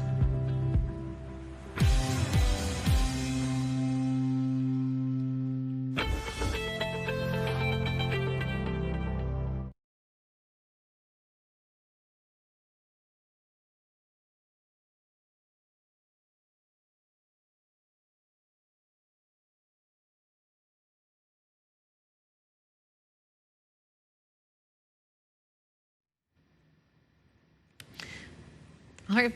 Oh, hi. It's okay, Steph. But she's like looking at me. Hey, yeah, it's my turn. 7:30 is my turn to bring us in. So sorry, guys, I left you there hanging for a second. But come on in. You're welcome. There's plenty of room here. We'll make space for you. 7:31 on this Thursday morning. And we're going to be talking about Father's Day stuff. Suzette Belliveau is going to whip up a little snack. Yay. Chris Brothers products. Great treat. I am very impressionable. We talked about advertising podcasts. Yes. I do find that I'm very interested in ads. I almost always want to buy the stuff off the TV in the morning when I'm getting ready for work. Yes. And I think for good reason. I'm now Chris Brothers' biggest client. Always have delicious Chris Brothers products in the fridge. There's a lot of great recipes you can make with that stuff. Oh yeah, and easy. That's what I love. For someone like me who doesn't really cook much, I like being able to whip something up quickly. Yeah, exactly. Are you, and it's Atlantic Canadian too, which is great. Are you ready for Father's Day with the father figures in your life? I think we're ready. Personally, my father passed away about a decade ago. So we usually just ways to kind of remember him and honor him. And, you know, we'll celebrate my father-in-law. He's in Ontario, so we'll wish him a happy Father's Day from here. We're visiting in about 3 weeks, so we'll be able to celebrate him more then. Yeah, there you go. I have many father figures in my life, and I think I've got all the boxes ticked. What about you? Well, my father passed away quite a long time ago as well, so my siblings and I just honor him in the best ways we can. And then my husband is a father, so giving him time to do what he'd like away from the family. Yes, it's a busy day for you. Yeah, exactly. Meeting him where he's at on the day. Like you just unwind, I'll take care of the kids. That's a gift too. We know you have your big surprise plan. Exactly. Mum's the word, but yeah. I also had to get my dad all handled and stuff like that. Absolutely. My stepdad. Many father figures, which is lucky to have so much love in my life.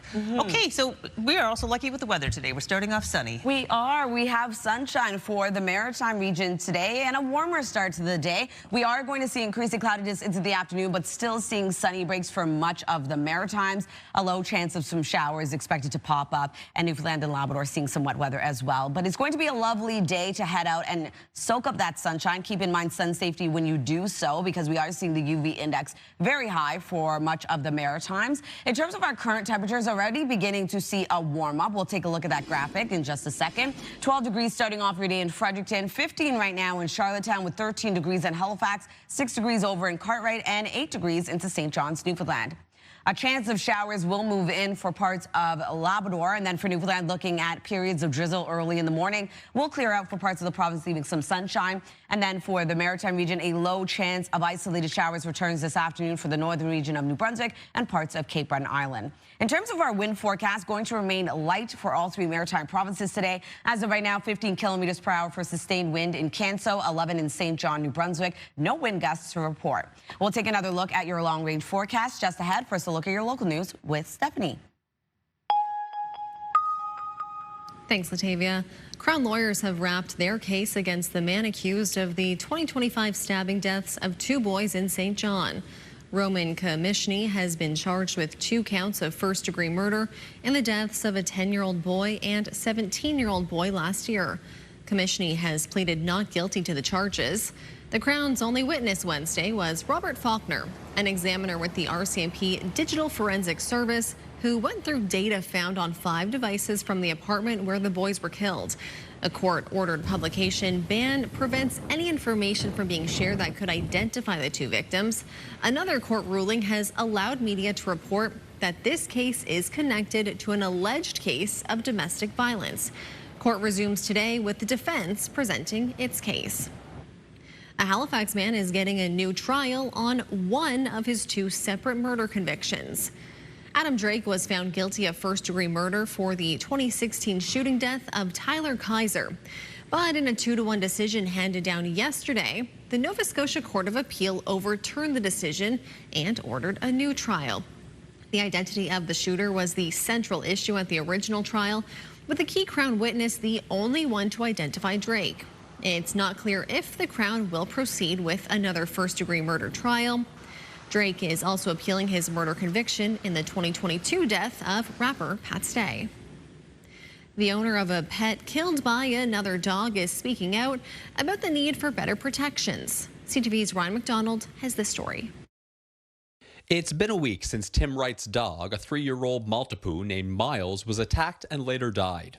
In my life, it's the most traumatic thing I've ever seen. Wright says he was walking his dog on Bay Street in Whitney Pier a little past 8 a.m. when they passed in front of another dog owner's home. My dog was on his leash, and the dog took one look at mine and lunged, snapped his leash, and he grabbed my dog and he thrashed him right before my eyes. Wright took Miles to the vet where he was put down because of his injuries. He spoke to the other dog's owners, and when there was no resolution, he contacted police, who told us the matter has been referred to the SPCA. We contacted the Nova Scotia SPCA, who confirmed that this is an open case being investigated under a CBRM animal control bylaw. And our goal as the SPCA is never to just euthanize a dog, but we have a responsibility to protect the community. The SPCA's chief inspector couldn't speak to this specific case, but does say there are a number of outcomes available. So there could be a fine. There could also be a restriction if the bylaw allows for not owning animals in the future. That's a pretty rare occurrence, but it's typically a fine. I miss them.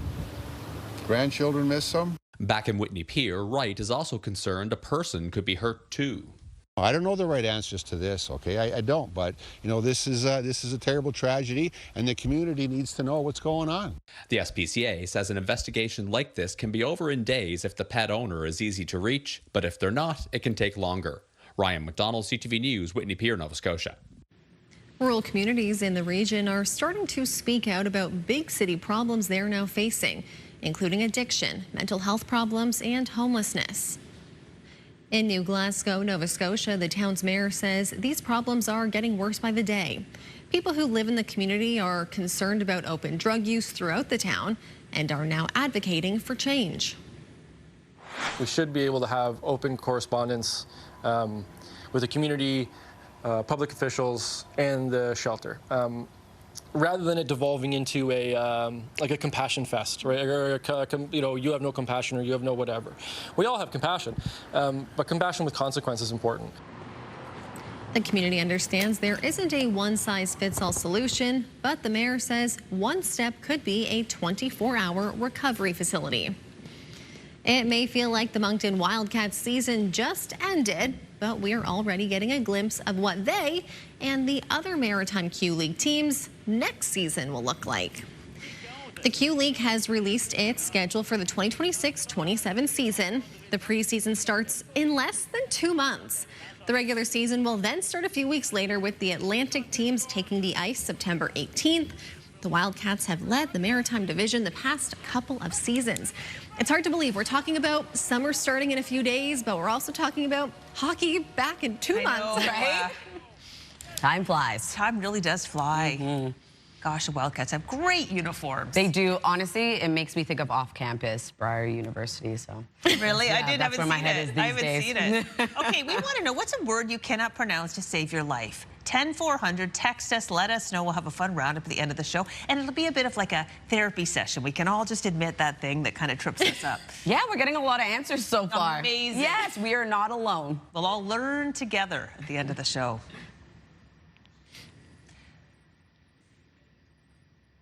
All right, I wanted to move on to something really, really, really cute.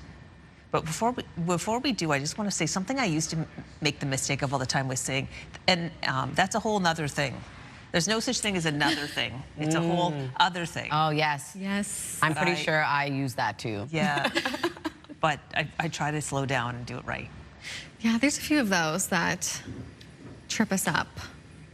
Okay, it looks like we're having a little technical issue. We'll get that sorted. We're going to take a quick break. We'll be back with more of our show right after this.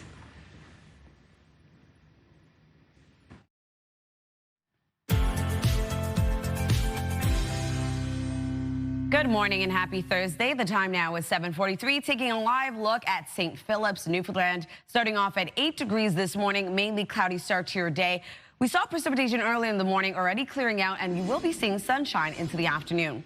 Weather is brought to you by Cummins Trusted Home Standby Generators. 13 degrees to start your day in Halifax, 15 right now in Charlottetown, 13 degrees in Moncton with 7 degrees in Labrador City, and 8 degrees over in Gander. Over to our forecast timeline. Sunny skies for much of the Maritime region to start your day. We are seeing precipitation, a chance of showers and a risk of thunderstorms for Labrador, and parts of Newfoundland still dealing with periods of drizzle. That is expected to clear out. We are going to see a bit of sunshine for parts of that province. Increasing cloudiness for the Maritime region, still being left with sunshine for parts of all 3 Maritime provinces. We do have a low chance of showers returning into the afternoon, though, for parts of northern New Brunswick and parts of Cape Breton Island. And then into this evening, we do have another low-pressure system making its way in, bringing periods of rain across New Brunswick, as well as into Prince Edward Island. For Nova Scotia, looking at some shower activity, steadier in its activity, though, so we are going to see accumulation from this system. If you're wondering just how much, we're looking at 20 to 30 millimeters for St. John, New Brunswick, as well as into Edmonton and Campbellton, 10 to 20 across Prince Edward Island and into mainland Nova Scotia and parts of southern Nova Scotia, looking at 10 to 20 millimeters as well. Now, Newfoundland, Labrador, not really seeing much accumulation from this system. Over to our forecast today for New Brunswick. Daytime highs will range from 14 degrees in Grand Manan up to 25 in Moncton. Lots of sunshine to start your day, then increasing cloudiness, a low chance of isolated showers for parts of northern New Brunswick, and periods of rain right across the province into the evening. For Prince Edward Island, highs between 17 degrees in Surrey up to 24 in Summerside and Charlottetown. Looking at a mix of sun and cloud throughout your day, rain arrives into the evening. And for Cape Breton Island, eastern Nova Scotia, also going to see lots of sunshine today, mainly sunny skies, increasing cloudiness, and a low chance of showers this afternoon for parts of Cape Breton Island, periods of drizzle and or showers into the evening. For the rest of Nova Scotia, looking at a mix of sun and cloud with increasing cloudiness as well. We are going to see daytime highs range from 19 to 24 degrees, being the warmest into Middleton, and periods of drizzle and or showers into the evening hours. For Labrador City, 22 degrees today with a mix of sun and cloud to start your day. Looking at some scattered showers and a risk of thunderstorms into the afternoon. 13 degrees into St. John's, Newfoundland, looking at periods of drizzle and or showers to start your day. Will clear out, though, leaving a mix of sun and cloud into the afternoon. For forecasts on Friday, still holding on to precipitation for parts of Atlantic Canada. Seeing a bit of clearing for parts of Nova Scotia, though, returning sunshine. And then into Friday night, holding on to a chance of showers for parts of all 3 Maritime provinces. Newfoundland, Labrador still dealing with wet weather as well. That takes us into the weekend forecast. Temperatures are actually going to cool down below seasonal and still seeing a chance of showers for the Maritimes. That's a look at your weather. Going to throw things over to Crystal and Suzette. All right, thank you, Latavia. It's now 7:46. Father's Day is this Sunday, and what better way to celebrate Dad than with a treat from our partners at Chris Brothers. Suzette Belliveau, you got one of your great creations for us again this morning, and I'm here for it. We are having fun in the kitchen this morning, Crystal, and it's all about Dad. I wore my blue shirt. We got the blue tablecloth. Yeah. It's all about Dad. Now, when you think about what some fathers might want for Father's Day this year, you think maybe a toolbox, maybe a tackle box. Oh, but you could give Dad a Chris Brothers snackle box. Oh, my husband would love this. Which we are going to build this morning, Crystal. Okay. So what I have here, you can get any BPA-free container, something fun, bring to the picnic, bring on the boat, bring to the camp. Maybe have it in the backyard so the bugs don't get it. And there's some compartments here we have. And let's fill it up, Crystal. Okay. So you can put, we have some crackers. You can start putting into one of them. I have Chris Brothers salami. I have Chris Brothers honey garlic pepperoni. So many flavors they offer. Yes. I even have some Chris Brothers cheese pepperoni, and of course their delicious ham. So there's enough to fill up everything here. I'll help you out. Yeah, you help me out. Put some cheese in there. You know what? This would be fun to do this with the kids. Yes, really fun. Delicious. It's What is this? That's the honey garlic pepperoni. Yum, now, yum, if you yum. like more spice, Chris Brothers also has a TNT pepperoni and a hot pepperoni. But I like just keep it the nice flavors, honey garlic and cheese this morning. Oh yeah, no, I'm it's folding delicious. in the meat. Yes, I've got grapes, I've got carrots. So you know, a nice variety, almost like a charcuterie board, but in a box, in a snackle box. The dad in your life loves. Plus, and you can take it on a little adventure, and then you get that time together too, which is fun. Oh, this is actually incredibly and fun. this little box has a handle on it as well. Oh yeah. I first saw it on my brother's boat when they had it out in the summer. I thought that's a great idea. What kind is this? Snack-a-box. Is it the same thing? That's cheese. So a lot of variety of different meats. Of course, Chris Brothers products available anywhere you get your groceries in Atlantic Canada. So much variety. The mild, there's smaller sizes, there's bigger sizes of the pepperoni, the ham, the salami. You could do if you want donair, put donair in there, or bologna. They offer such a variety. Yeah. You could do a little. Oh yeah, actually, we can put the carrots. We'll put the ham in this one and put the carrots in that one. Okay. Yeah, Well, lots I'll of just eat the variety ham. and lots of color. If we can get an overhead shot, that'll look really good. So it's fun, Crystal, and this time of year, too, there's so many sports on TV, right? Yep. Dad's watching soccer with the family, watching baseball, my personal favorite. So while we finish this, look how pretty this looks. It's glorious. And then look. Am I doing this right? Yeah, you're doing it right. You help me out with Get it on. There we go. Off we go. Off to we the go park. to the Off event. Park. Maybe you're going to go watch some sailing this weekend. I love it. That's a great idea. Oh my gosh, so cute. Okay, so while Dad's watching sports at home, perhaps with the whole family, or watching his favorite TV show, we want to have a good snack. So what about some Chris Brothers pepperoni nachos? Easy peasy. Lemon squeezy. Easy peasy. So we'll just make a nice layer of cheese here on top. I chopped up some of their mild pepperoni just to showcase the different array of flavors they have. These This are is going great. to be You know really good.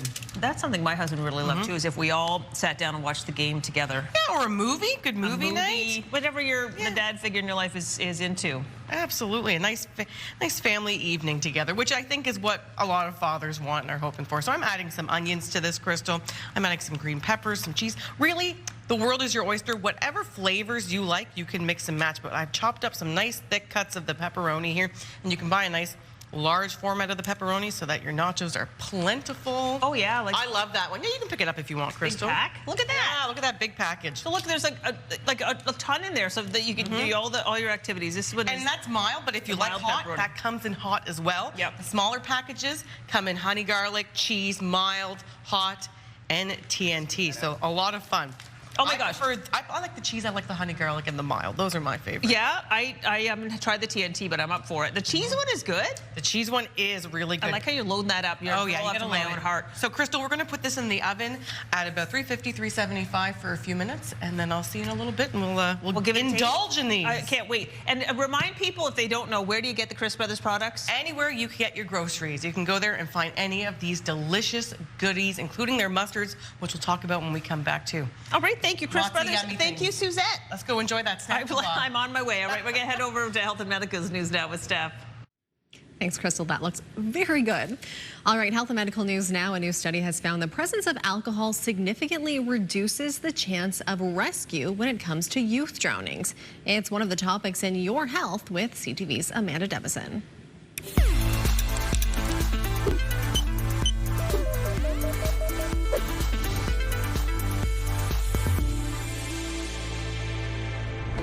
The study by researchers at Simon Fraser University says the risk of a person not being rescued quadrupled when alcohol was present. The study analyzed 11 years of forensic data on 638 pediatric drowning deaths in Canada and found that teenagers aged 15 to 19 made up 33.5% of the fatalities. The study is published in Medicine, Science and Law. Experts say families that share meals enjoy an abundance of benefits, such as improved emotional satisfaction and healthier diets. However, a new study finds parents are on their devices during meals even more than their kids. The survey of more than 350 parents found more than 3/4 of them reported media use during their last family meal, mainly smartphone use. Parents also said their children were almost as likely to have used media, with nearly 70% of them also engaging in some form of media use. The kids' ages range from 4 to 10. Experts say making the time for even one dedicated family meal a week with phones put away for 20 to 30 minutes could be worth it. The findings were published in the journal JAMA Pediatrics. Finally, across the pond, the EU Parliament has passed a ban on marketing plant-based foods as steak or bacon. The ban, which still needs a green light from member states, marks a win for livestock farmers who argue plant-based foods mimicking meat risk misleading consumers and harming the sector. The text restricts the use of the generic label meat, as well as a long list of terms such as veal, pork, and chicken. However, it stops short of a broader ban preventing the sale of plant-based foods as burger or sausage. Consumption of plant-based alternatives to meat products has grown fivefold since 2011, according to data from a European consumer group.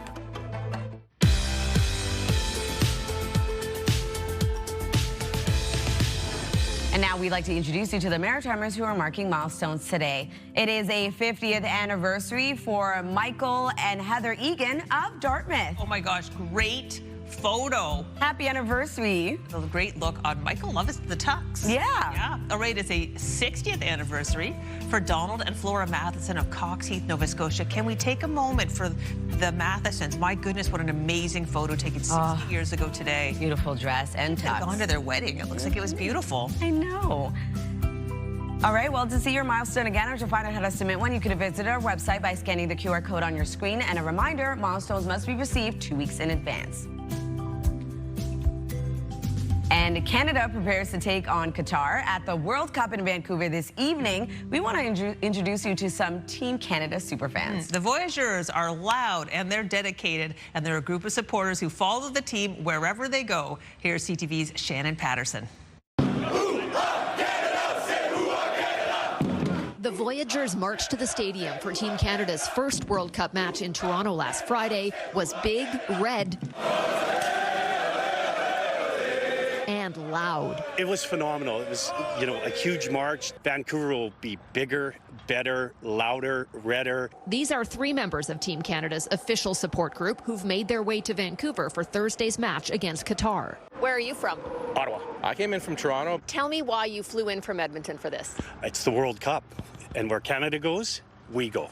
The Voyageurs are gathering at an Irish pub near the big Science World soccer ball for the pre-game march down the last mile to BC Place. What should people expect for the Vancouver March? I think a lot more people than the Toronto March. I think it's going to be bigger. There's going to be a lot of energy. Just walking, chanting, cheering, exchanging friends, pictures, making new friends. It's a family fun event. We want people to wear red. We want people to be loud, to join in the chants, just to be present and to be passionate about this team. The march isn't just for fans who have tickets to Thursday's match. The Voyageurs say anyone can join them here on the last mile, right up to the point where BC Place security begins. So the message is everyone should come. Everyone. Come down. If you don't have a ticket, just come experience it. It'll be a beautiful day on Thursday. Skip work. Who cares? Come down. We want as many people as possible to come here, and the more the better. What if you don't know the chants? Does that matter? Doesn't matter. Somebody beside you will know it. Somebody will make something up. You can hear it. The Voyageurs are going to be loud, loud, loud, and you just fall in and join in and cheer. It'll be a parade of red and white, representing Canadian pride from coast to coast. There's people from Newfoundland, Nunavut, Northwest Territories, every province in between. Just a lot of noise and make it feel like this is a home, this is our home territory. Let's put on a show that Canada's never seen before. Shannon Patterson, CTV News, Vancouver. Taking another look at our 3-day forecast, 24 degrees today, a mix of sun and cloud, a low chance of isolated showers this afternoon for the northern region of the province, evening rain across the province. On Friday, cools down to 20 degrees. Scattered showers and a risk of thunderstorms start off the day, will clear out, leaving sunshine into the afternoon. 18 degrees on Saturday. We're starting off the day with sunshine. Scattered showers return into the afternoon. For Nova Scotia, 24 degrees today with a mix of sun and cloud. Evening drizzle expected. 23 degrees on Friday. Isolated showers will clear, leaving a mix of sun and cloud. Sunshine on Saturday for much of the province. We do have isolated showers into the afternoon for mainland Nova Scotia with a high of 22. For Prince Edward Island, 23 degrees today with a mix of sun and cloud. We do have rain moving in across the island into the evening. 22 degrees on Friday. Rain starts off the day clearing, leaving a mix of sun and cloud. 15 on Saturday with scattered showers.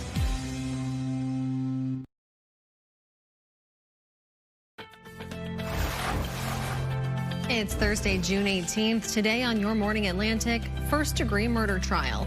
The Crown wraps its case against the man accused of killing 2 boys in St. John. Your top news headlines just ahead. And a very personal project. We'll chat with musician Ian James about his new song, Someone Else, and the poignant inspiration behind it. Those stories and more are coming up in this half hour of Your Morning Atlantic.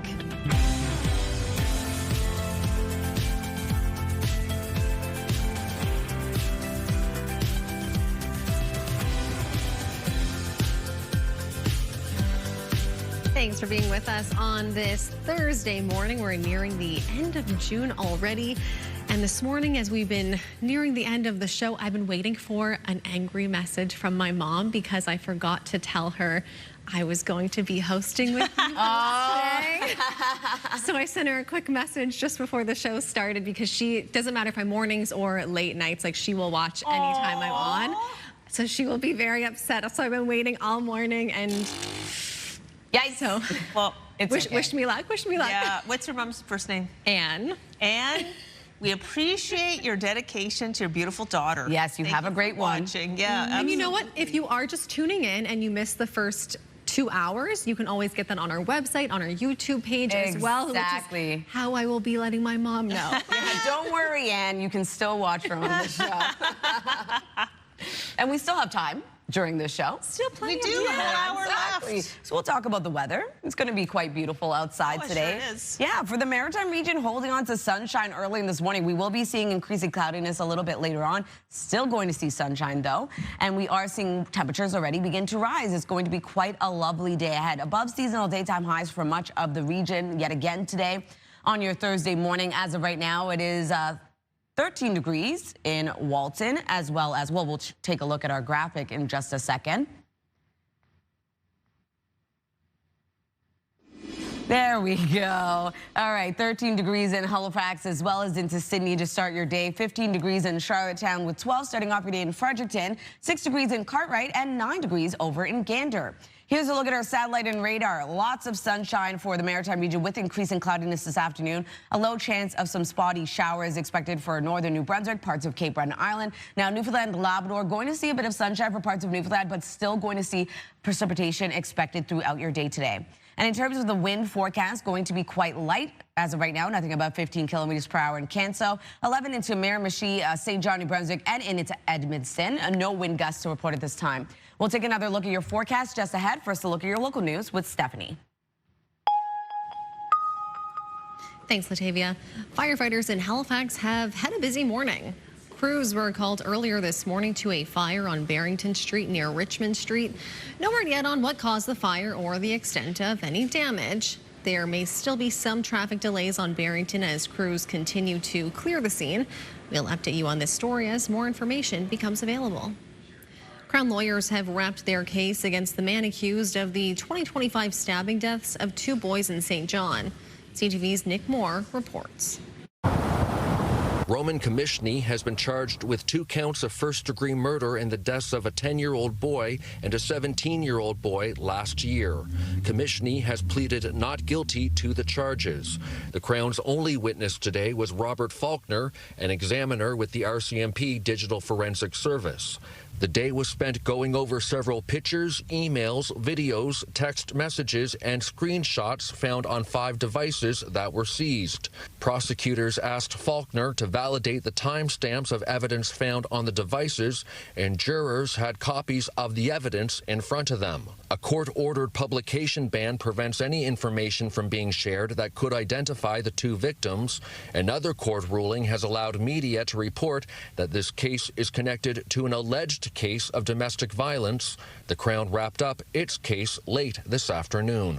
So while the Crown has wrapped up its case and will not be calling any more witnesses, court will resume tomorrow when it will be the defense's turn to present its evidence. Nick Moore, CTV News, St. John. Rural communities in the region are starting to speak out about big city problems they're now facing, including addiction, mental health problems, and homelessness. In New Glasgow, Nova Scotia, the town's mayor says these problems are getting worse by the day. People who live in the community are concerned about open drug use throughout the town and are now advocating for change. We should be able to have open correspondence with the community, public officials, and the shelter, rather than it devolving into like a compassion fest, right? Or you have no compassion, or you have no whatever. We all have compassion, but compassion with consequence is important. The community understands there isn't a one-size-fits-all solution, but the mayor says one step could be a 24-hour recovery facility. Nova Scotians with disabilities are getting more choice in where and how they live. The province has launched its Home Share program, connecting people who have extra room in their homes with those looking for a place. It is multiple interviews over multiple days, and you really do get to see a lot of what a person's intentions are. Nova Scotia is spending more than $2 million and partnering with 10 community organizations to help make the matches. Organizers stress this isn't simply about filling rooms, but it's about finding the right people to live together. Regular check-ins will take place to ensure safety. The province says it has already received some applications. Newfoundland and Labrador's Health Authority has apologized to its employees and doctors for what it called an inappropriate cybersecurity exercise. NL Health Services says concerns were raised following a phishing simulation exercise that included a fake scenario of an extra paid day off. The interim CEO of the Health Services says the approach was not appropriate, and he apologizes to staff. Ron Johnson says they are reviewing how future cybersecurity exercises are developed and delivered. It's time to celebrate all things Celtic in Halifax. Proclaimed June 17 to 21st, 2026 as the Halifax Celtic Cultural Festival weekend in the Halifax Region Municipality. So proclaimed. The flag was raised late Wednesday afternoon at Halifax's Grand Parade, signaling the beginning of the Halifax Celtic Cultural Festival. Over the next few days, there will be singing, dancing, and food, celebrating a culture and people with deep roots in our region. Fantastic. Very exciting. All right, let's do something else exciting, give away a prize. This time it is the pizza oven with our partners at Kent. Of course, we've got the big bucket giveaway, and the June prize is a wonderful Uni pizza oven and pizza oven cover and peel. So if you want to win, all you have to do is simply go to our website, ctvatlantic.ca, or use that QR code. You can win this wonderful prize, which has a value of about $700. Wow. And delicious pizzas at your beck and call, priceless. Right? The winner's going to be announced next Friday, so enter while you can. Very exciting. Let's take a little moment to check in on our friends, Bruce and Suji and little Helene, shall we? Yes. Whoa! Little Helene. Look at her now. Helene. She's so big. What a queen. She looks like she's ready to fly away. Oh, my gosh. Whoa! Posing for the camera. She knows her angles. Yeah, apparently. Wow. Holy mo- we remember when she was an egg. Right? Wow. Time flies. That's Yeah, awesome. it really does. They Soon grow so Helene will be fast. flying too. Yes. Looks like she's thinking about it. Yeah, she's like, I'm getting ready. Any day now. All right, well, just ahead in this half hour, a conversation with musician Ian James about his very personal new song. But first, the Thursday forecast. Here's a live look at Bedeck this morning. Wow. Beautiful. Stay with us. Your Morning Atlantic will be right back.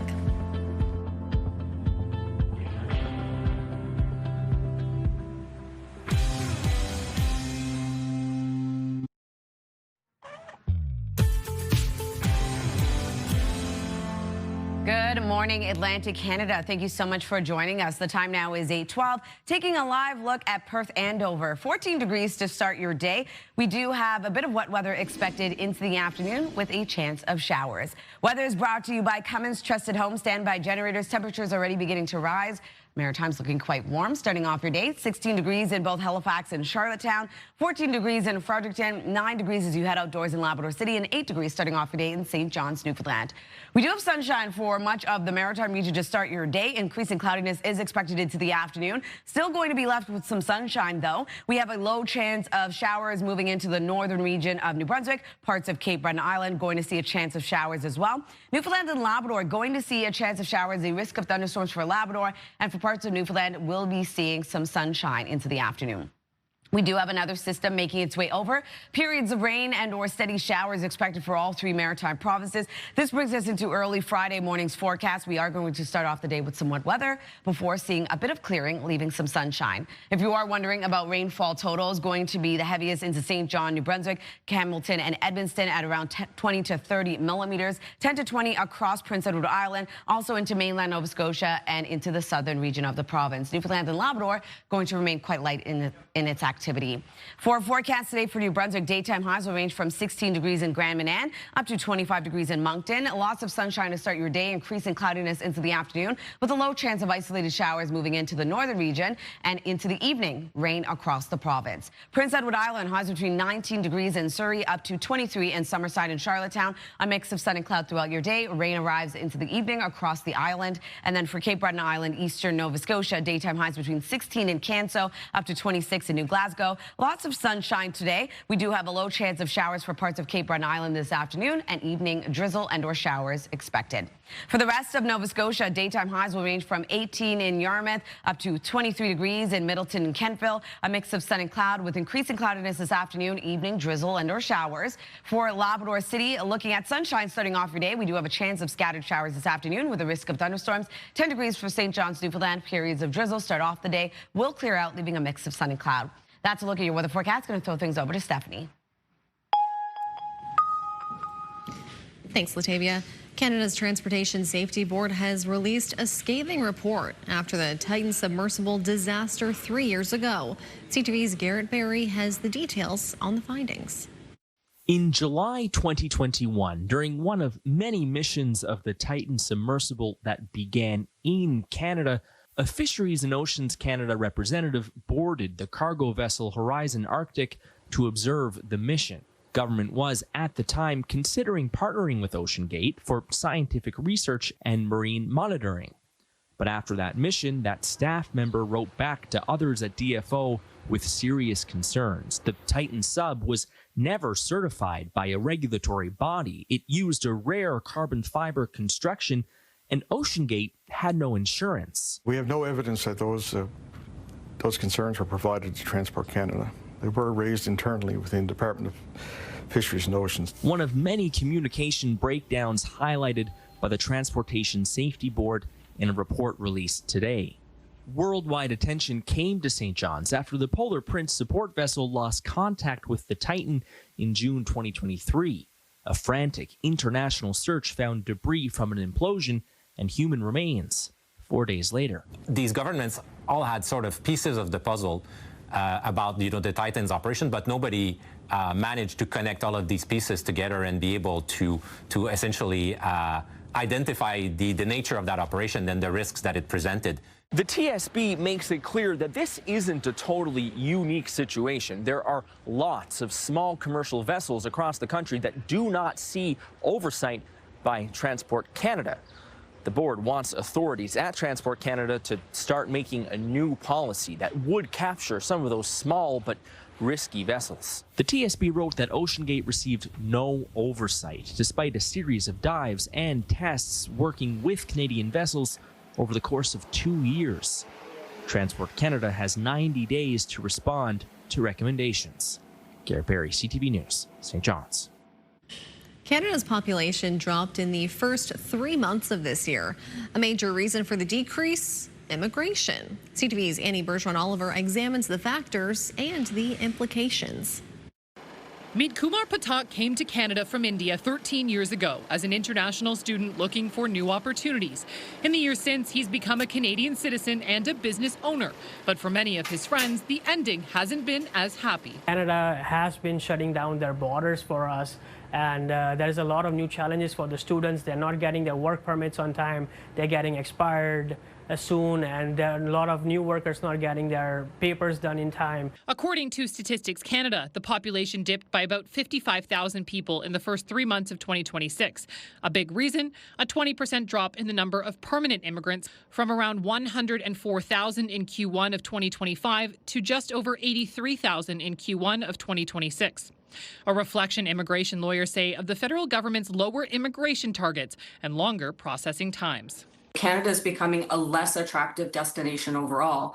We're also seeing a number of our permanent resident population are actually leaving Canada. We're experiencing higher rates of attrition than we ever had. Those immigration cuts mean the arrival of newcomers is no longer propping up population growth that continues to be dragged down by declining fertility rates. Canada as a country, we've been experiencing declining fertility for the past few decades. The baby boom was a blip in terms of that increased fertility level. Since then, we've been on that downward trajectory. If this trend continues, economists say economic growth could be impacted. Statistics Canada says this is based on preliminary data and that final numbers will be available in September. We'll take a short break now. Stay with us. Much more to come on the Thursday edition of Your Morning Atlantic.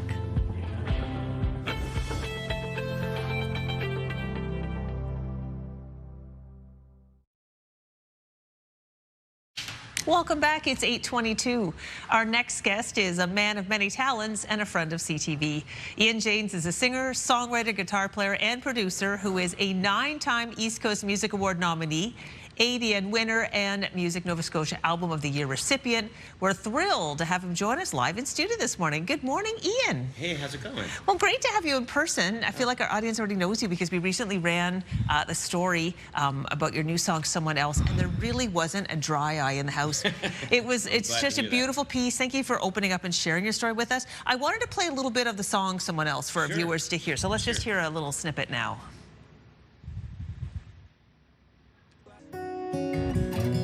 Got to hear exactly how he felt, all because he thought I was someone else. Whew, I'm already getting emotional. You're going to take it away, Ian. There's your grandfather. Tell us about what inspired you to write this beautiful piece of music. Well, it was a really unique experience that I had in 2010 when he was in the hospital with Alzheimer's, dementia, some memory loss. I went in to visit him, and it was one of those days where he didn't recognize who I was, and he wasn't feeling very lucid. And so we sat there talking for a little while, and then he just started sort of randomly talking to me as if I were a stranger about this person he knew. And so he gradually, it was revealed to me that he was speaking to me about me. So I guess my presence in the room sort of made him think of me. And then he went on to brag and talk about his grandson, and like any grandfather would. But what was interesting is that, like so often, especially people in older generations, there was always a little bit of a concern about, you don't want to, pump someone's tires too much, or like make them big feeling, as we say on the East Coast. So, you would maybe hold some of those sort of feelings of pride and love a little closer to your chest. But it was just really a beautiful situation, because the vulnerability and the weakening of him through the disease led to sort of a moment of extreme closeness, and led to me hearing some things maybe that I never would have been told by him. Yeah, so beautiful. I mean, a gift in a sense that you have. Absolutely. I mean, it's rare in something so hard for people that you get a little bit of a sliver of a silver lining, right? Yes. Well, the song has become popular, and I know that you must have gotten a lot of feedback after the story. But what are people telling you? Because this must drive people to share their own experiences with it. Absolutely, and honestly, that's a lot of why I released it. I originally wrote the song in 2018 with a co-writer that I work with often in Nashville, and we'd pitched it to so other artists to record first, and we actually had it on hold, which is essentially when a bigger artist puts dibs on a song and nobody else can record it until they decide whether they want to or not. And so once they released it, as in released the hold, they did not record it. I began playing it more regularly at shows, and I just was overwhelmed by people like connecting with it and talking about how it was meaningful to them, and they were asking, you know, where can I hear it? Where can I get it? I want to send it to whatever loved one. And so I was like, okay, well, I guess I'll just put that out then. Yeah. So I recorded it and put it out myself. Just, you know, that's sort of the role of music. You know, when it helps people communicate something that maybe they can't articulate themselves, then it needs to be out there for them to connect with. Yeah, it's like it takes whatever the message is whenever you hear it in music, especially the way you sing, right to the heart. That's right? the Like idea. I literally am tearing up right now. It's so beautiful. Okay, where can people see you perform? I know you've got a big show coming. I've got a show coming up at the Carlton on Sunday night, a special Father's Day show, and I'm going to be playing solo, and then towards the end of the night I'm going to have my father up for a couple songs, along with my son up for a couple songs. So it's kind of a three-generation kind of thing, and just, you know, celebrate the gift of music and all the things that I've learned from my dad, and I like to think I've imparted to my son in terms of playing music and the togetherness that comes with it. What a beautiful multi-generational experience. Wonderful. Thank you for sharing that with us, but also with the audience. Oh, it's my pleasure. I'm doing it anyway, so now I'm just doing it in front of people. Wonderful. All right. Well, it's now 8:27. We will put a link to that show on our website and all of Ian James's music. Right now, we'll turn our attention over to Latavia for a 3-day. Thanks, Crystal. Starting off in New Brunswick, 24 degrees today. We do have a low chance of showers returning for the northern region this afternoon. Evening rain across the province. On Friday, cooling down to 20 degrees. Scattered showers and a risk of thunderstorms starts off your day. Clears out, leaving a mix of sun and cloud. And then on Saturday, cooling down further to 18 degrees. A mix of sun and cloud. Scattered showers arrive into the afternoon. For Nova Scotia, 24 degrees today. We do have sunshine with increasing cloudiness into the afternoon. A low chance of showers returns to parts of Cape Breton Island. Evening drizzle under showers across the province. 23 degrees on Friday. Isolated showers start off the day. Will clear, leaving a mix of sun and cloud. 22 degrees on Saturday. Sunshine for much of the province. We do have isolated showers expected into the afternoon for mainland Nova Scotia. For Prince Edward Island, 23 degrees today with a mix of sun and cloud. Evening rain. Rain continues on Friday, starting off the day, clears out, leaving a mix of sun and cloud, 22 degrees, 15 on Saturday with scattered showers across the island.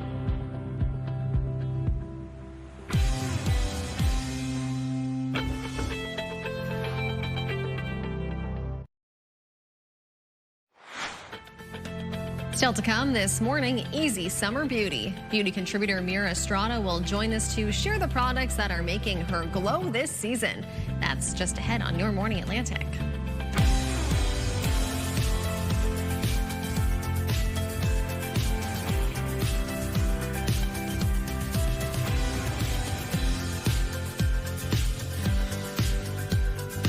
Good morning and welcome back. The time now is 8:31. I can't wait to hear Mira's tips. Yeah. As we start to heat up, I need sweat-proof, waterproof makeup at all times. Yes. And preferably less steps.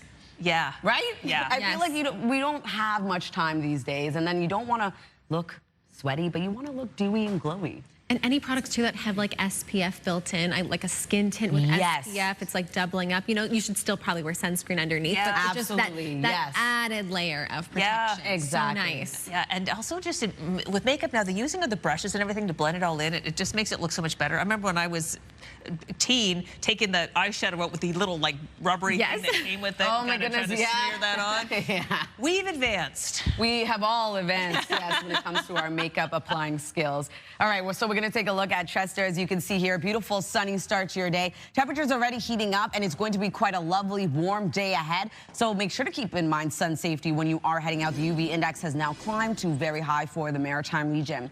16 degrees to start your day in Halifax, 13 in Yarmouth, with 16 in Moncton, as well as into Charlottetown, 10 degrees in Happy Valley Goose Bay, and 9 degrees in Gander. Here's a look at our satellite and radar. Increasing cloudiness for the maritime region with a low chance of showers moving into northern New Brunswick, parts of Cape Breton Island. Newfoundland and Labrador also going to see a bit of wet weather before clearing out of Newfoundland, leaving some sunshine into the afternoon. And in terms of our wind forecast, quite light in its activity today, 13 kilometers per hour in Canso, 11 into North Cape, Miramichi, and Edmonton.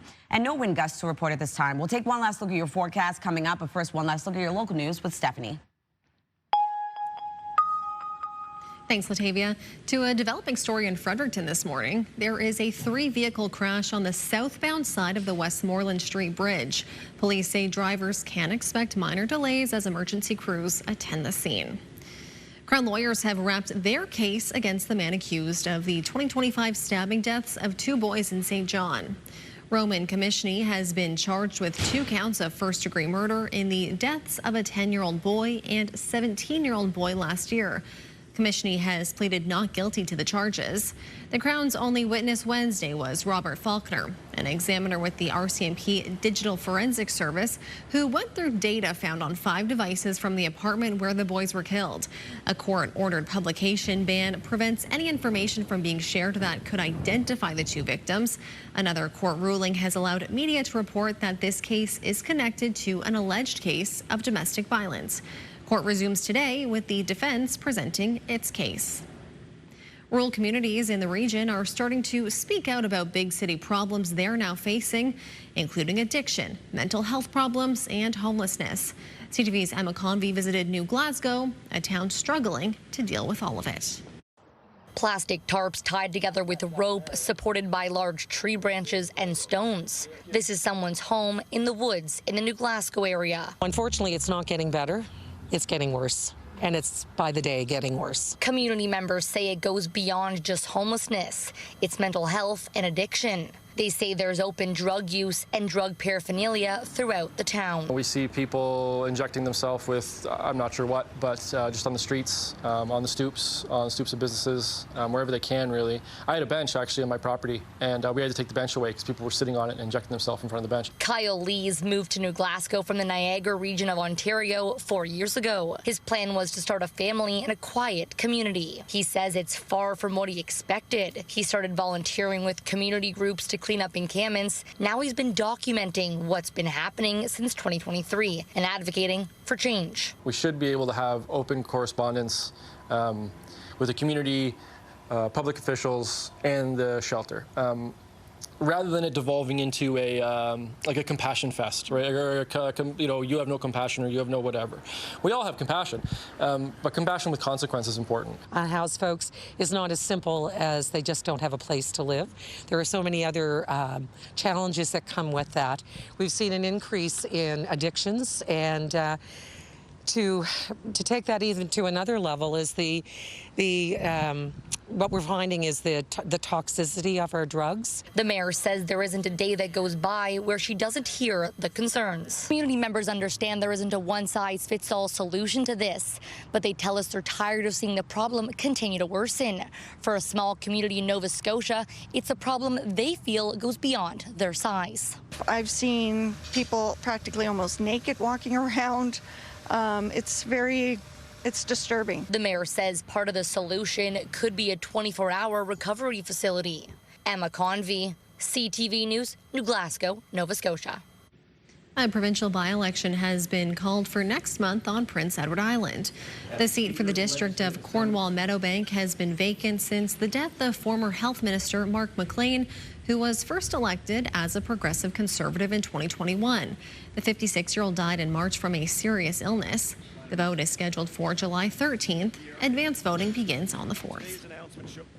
Team Canada is back in action this evening in Vancouver when it faces Qatar. And Canada's head coach Jesse Marsh says Captain Alphonso Davies will be available for tonight's World Cup. The 25-year-old star player has been working his way back from a hamstring injury and was not able to play in Canada's first game last Friday. Davies has been in return-to-play protocol since joining Team Canada at the end of May. The game tonight takes place at 7 Atlantic time. Now we'll head over to Crystal and Suzette in the kitchen. I thought you were never going to get to us, Stephanie. I'm so excited to eat these nachos. Yes, oh my goodness, the whole newsroom right now is just buzzing. When can we eat? When can we eat? So, Crystal, we put our Chris Brothers pepperoni nachos in the oven for about 10 minutes or so. You can go anywhere 350 to 400, depending how you like your cheese melted and how crispy you like them. So, Crystal, what I like about Chris Brothers, we're always being creative and so fun. Instead of your sour cream and your salsa, why not use their gourmet Dijon honey mustard? Oh, yeah. Drizzle that on, Louise. Drizzle that on your nacho. Absolutely. And Great. jazz it up. Do you want to try that? Yeah. With the honey No, mustard? I'm going to just have one. I want to give. I know you find it a little bit spicy. I want to have I want to try both experiences and provide that for the staff as well. Absolutely. Yeah, and we have the snackle box here too that you and I built earlier. All the goodies, 2 varieties of pepperoni, honey, garlic, and cheese, salami, and ham. I'm going to be honest with you. Excuse me. Good as is? Yeah. Ooh. I'll try that too. But the Chris Brothers pepperoni, not just saying this, it really takes it up a notch. It does. The flavor in the pepperoni is delicious. I just used mild for the nachos today, but you could purchase their hot, their TNT if you really want to spice it up, whatever suits your flavor palette. And of course, these products, the Chris Brothers products, are available anywhere you get your groceries in the region. There's so many different options: pepperoni, ham, salami, donair, bologna. All the good stuff, Crystal. I know I've converted you. You're a huge Chris Brothers fan now. Oh, that drizzle is delicious, actually. All right, let's eat up. I'm going to try it. Let's eat up. Right? We did. Okay, so Steph and Latavia, there's lots here. Try them both. Compare and contrast. Yum, yum, yum. Thank you, Chris Brothers. Thank you, Suzette. My pleasure. Happy Father's Day, everyone. I can't wait. Looks so good. I know, it smells good in the studio. But we still have so much more important information, so we'll have to run during the commercial break. Exactly. But for now, the 2026 FIFA World Cup is in full swing, and tonight Team Canada plays Qatar in Vancouver at 3 local times, 7 in the Maritimes, and 7:30 in Newfoundland and Labrador. CTV and TSN and Crave are your home for coverage of every game during the 5-week tournament. And that will impact our news at 6 tonight. So that show will move to CTV2. And on certain days of the tournament, CTV News at 5 and CTV News at 6 newscasts will also move to CTV2. You can always get those details through the QR code on your screen or visit ctvnewsatlantic.ca. And it's time now for your community calendar, highlighting some events taking place in our region. So get your napkins ready, Moncton, because Ribfest is back. From today until June 21st, you can enjoy a delicious rack of ribs. There will be tons to try and live music as well. To learn more, head over to the Ribfest website and head to the Confederation Center of the Arts in Charlottetown to enjoy the summer gallery opening on Saturday, June 20th at 7 p.m. You can meet the exhibiting artists, enjoy light snacks and refreshments, and there will be a live DJ and video art displayed later in the evening. To learn more, head over to their website. And if you're looking to see a movie in Halifax, why not get your tickets to see The Art of Adventure? A screening will be held this Sunday, June 21st at 5:30 p.m. You can come out to the Carbon Arc Theater to enjoy the inspiring and deeply moving documentary based on a longtime friendship between a biologist, and we have all the details on the website, so make sure to head over there. And if you have an upcoming event, send us the details. We'd love to promote it. Your Morning Atlantic at ctv.ca. All right, thanks, Latavia. We'll take a short break now, but stay with us. We will be right back. Get all those summer beauty tips. Stay tuned for that. You're watching CTV Your Morning Atlantic.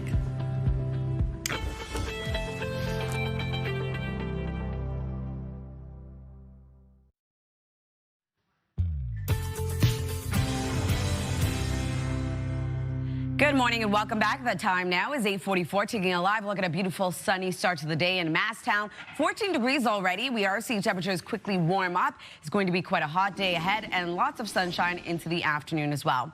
Weather is brought to you by Cummins Trusted Home Standby Generators. It is 16 degrees as you start your day in Halifax and in Charlottetown, 14 in Fredericton with 7 degrees in Cartwright and 9 degrees over in Gander. Here's a look at our forecast timeline. Sunshine for all 3 maritime provinces to start your day. We do have a bit of shower activity, a chance of scattered showers for parts of Labrador, and looking at periods of drizzle early this morning into Newfoundland. That will start to clear out. We will start to see that cloud coverage break down a bit. Still holding on to some shower activity, but also seeing sunshine into the afternoon. Increasing cloudiness for the maritime region, a low chance of isolated showers expected for northern New Brunswick, parts of Cape Breton Island, and that takes us into tonight. Another system will make its way in. Steadier rain and shower activity moves in for all 3 maritime provinces, so it's going to be a wet start to the day for Friday. If you're wondering about precipitation totals, heaviest being around 20 to 30 millimeters for St. John, New Brunswick, Edmonton, and Campbellton, 10 to 20 across Prince Edward Island, also seeing 10 to 20 millimeters for parts of mainland Nova Scotia and into the southern region of the province. Now, Newfoundland and Labrador going to remain quite light in its activity. For our forecast today for New Brunswick, daytime highs will warm from 16 degrees in Grand Manan up to 25 in Moncton. Lots of sunshine to start your day, increasing cloudiness into the afternoon with a low chance of showers moving in for the northern region of the province and evening rain across the province.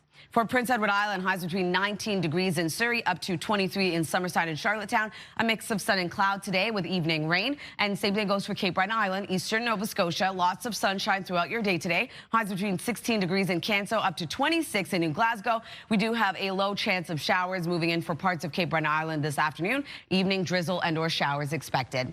For the rest of Nova Scotia, a mix of sun and cloud today to start. We will be seeing some increasing cloudiness into the afternoon. Evening showers and or drizzle with highs between 18 in Yarmouth up to 23 in Middleton and Kentville.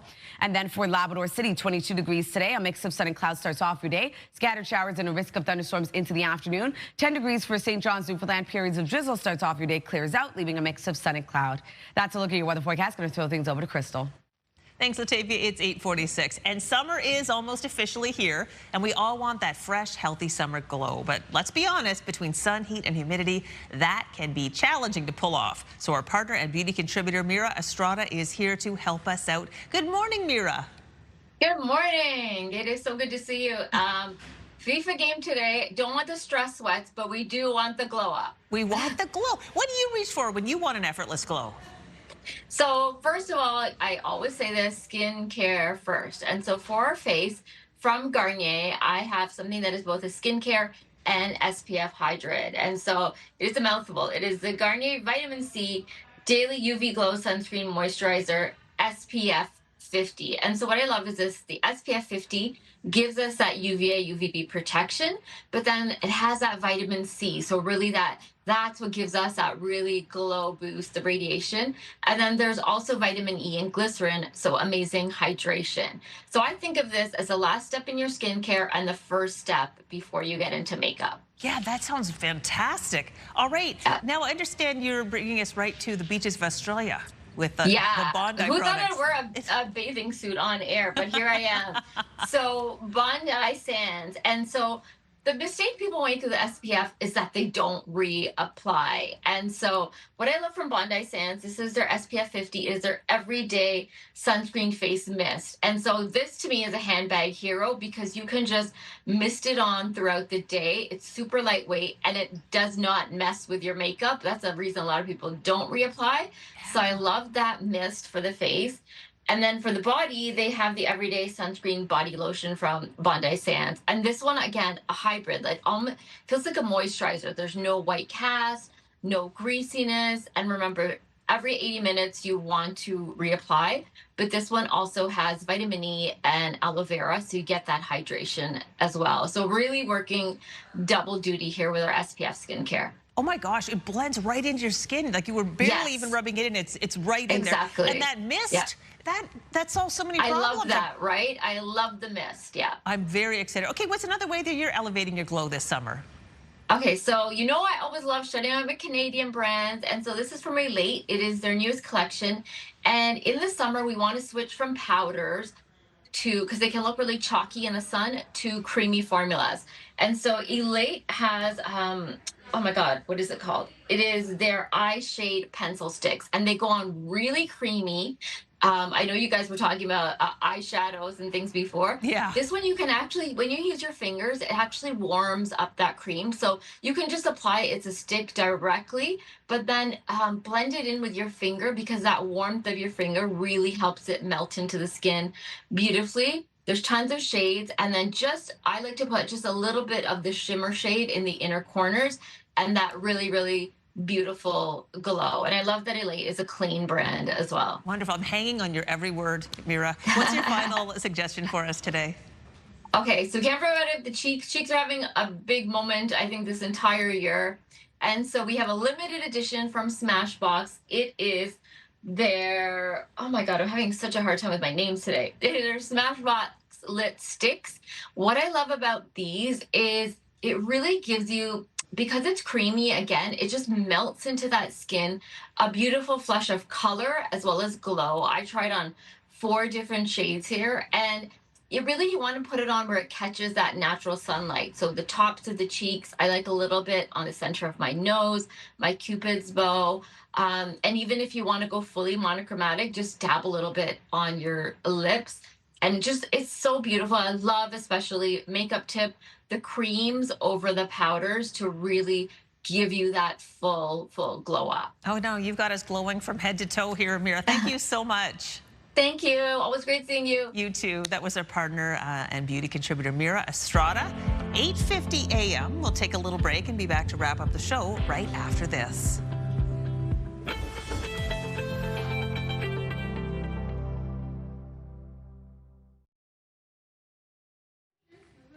Welcome back. It's time for our Move Morning Chat, finding out those responses from people. And we wanted to know, what is a word you always mispronounce? I'm a little bit nervous to read these now because I'm scared I'm going to start mispronouncing a bunch. You are actually amazing. This has been a very popular topic. Yes. So Sue and Mirmishi said words I cannot pronounce: cinnamon and aluminum. Now, we heard a lot of people wrote in about aluminum being a difficult word. Yes, so, it is. Sue, you're certainly not alone there. Brad from Wolfville says a word I cannot say or spell, as funny as it is illiterate. However, that is a tricky one. He says, I'm very educated and I have trouble saying that word, so it is kind of funny. That is an ironic one. Yeah, right? It is. Kim from Eastern Passage says the 2 words I cannot say are poison and Worcestershire sauce. Crystal, this is one you said earlier, and I'm scared that I think I even mispronounced it there. I believe it is Worcestershire sauce. No, a viewer wrote in and said it's Worcestershire. Worcestershire. Worcestershire. Yeah. Okay. I have no idea what's right. I don't really use that sauce, so I keep it out of my vocabulary. Worcestershire.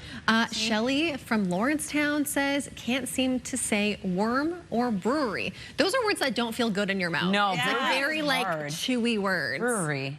Okay, so we have another Worcestershire sauce, and Jody says, for me, she calls it worse than your sister sauce. That's good. I think that's way easier. We can all maybe adopt that instead. Yeah, let's do that. And it's funny too. Okay, Worcestershire sauce. I'm going to practice that. We'll all get it eventually. That is a tough one.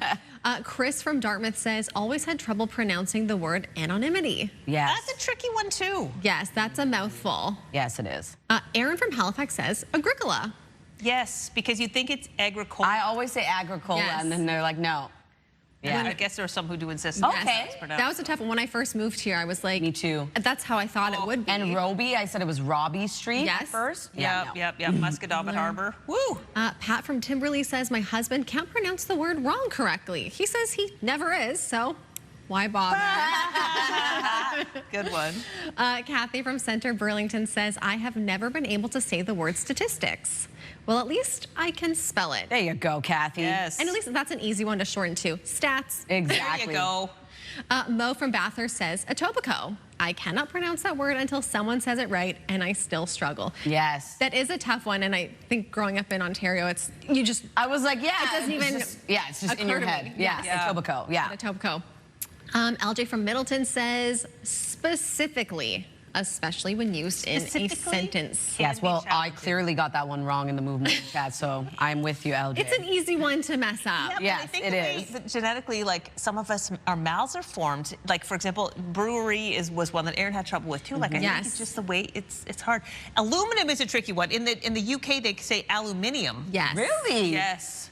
Yeah, wow. Some of those chewy words, that's what I find. It's the chewiness of the word. Indeed, chewy. Okay, quick little fun laugh at the end of the day. A relatable video for any teacher or parents, or really anybody who's ever gone to school.